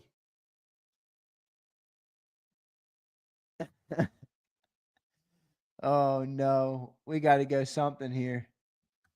We got like 4 picks. Let's go Mitchell Evans first. All right. Now we got. Who'd they take between 61 and 64? Are you kidding me? Oh, they took Lunt. I was going to take Lunt. We took Pendejo. That's what happened. We did. We took Pendejo. And then Pendejo. All right. I'm going to go. You guys know what I'm doing, right? Give me McCord. Woo! McCord. Now we got 65. We need offensive linemen, folks. We need offensive linemen. Oh, man, and there's none left. Let's go Travis here. Oh, man. Our final pick.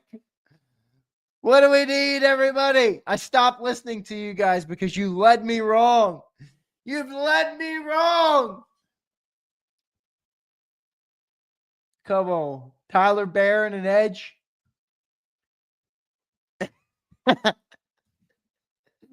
Yo, Concern says, throw this mock in the bin. Put the mock in the bin. This ain't on me, Brandon. Yo, Brandon, this was your fault. Brandon, you gave me some of the worst picks known to man. Big Kracz says, I'd like to thank the man upstairs that Z is not our GM. Bro, I would run circles around you, Big Kracz. Are you kidding me? All right? Are you kidding me? Are you kidding me? Who do we got? We got to take one more pick to wrap up the worst mock draft in the history of all mock drafts. Let's go Malachi Moore. Give me the Bama boy. Holy moly. What an awful draft. What an awful draft. Top 51%. That is my worst percent yet. Let me show you guys what I picked a little bit ago. This was my mock a couple days ago. All right. Here we go. This was my mock a couple days ago. And this is much better. This was my mock a couple days ago. All right, you got Walter Nolan, Benjamin Morrison, Oladejo, Jalen Reed, Fairchild, Tesla, Etienne, and Ty Robinson.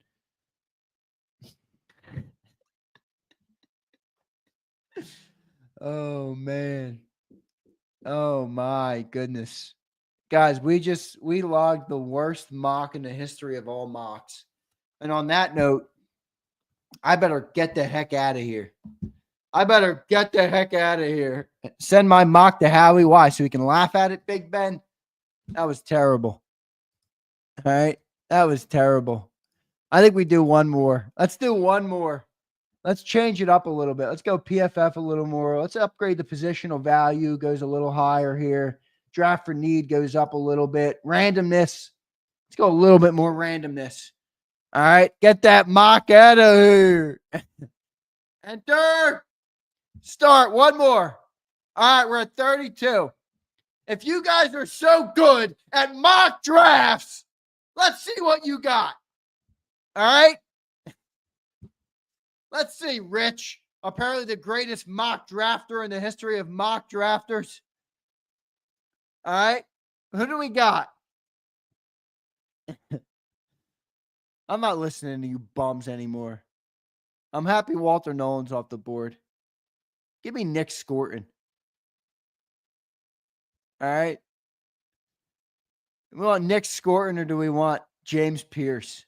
I like James Pierce better. All right.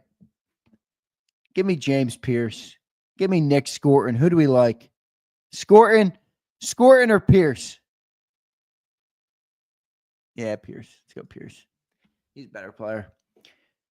Uh-oh. Here we are at 64 now. Oh, my gosh. Oh, my. Oh, Taylor. Whoa! Taylor, baby.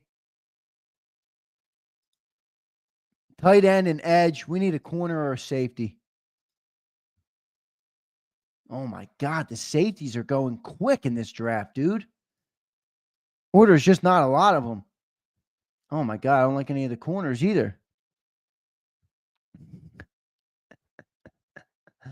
You guys. Oh, wait. I'm not sharing the screen. My bad, bro. My bad. All right, here we go. This is tragic. This is legitimately tragic. Abe, I'm blaming you, Abe. I'm legitimately blaming you, Abe. I really am. We need a safety, and we can't buy a safety.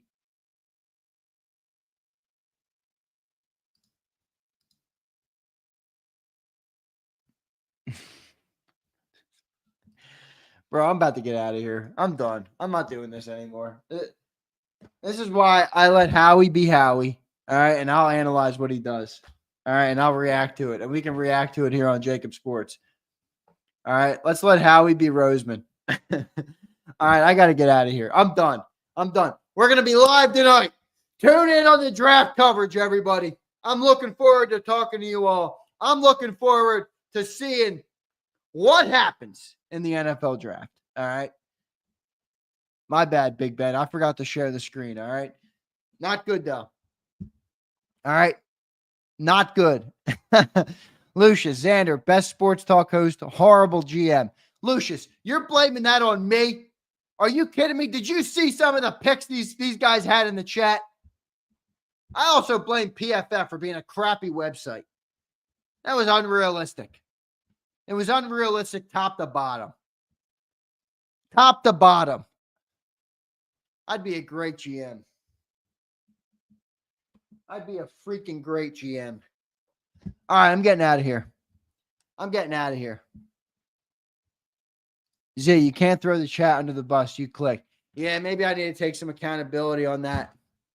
Maybe I need to take some accountability in my life. Zander for president. I don't think that'll work. I might run for local council though. You know, maybe I'll be the mayor of Philly one day. All right. I met the mayor. I told you guys I met the mayor, Sherelle Parker. She's fired up. She's funny. She's real funny. Super good with people, man. Super good people person. All right, I'm getting out of here. See you next time, everybody. NFL Draft Day. Let's go. You've been listening to Birds 365. the destination for the passionate Eagles football fan who bleeds green. If it's Eagles football, we're talking about it. Debate inside the locker room and guests that are some of the greatest football minds from around the region. We hope you enjoyed the show. We know we had a blast. Make sure to like, comment, and subscribe, and we'll be back soon. But in the meantime, hook up with us on social media at JAKIB Sports. See you next time on Birds 365.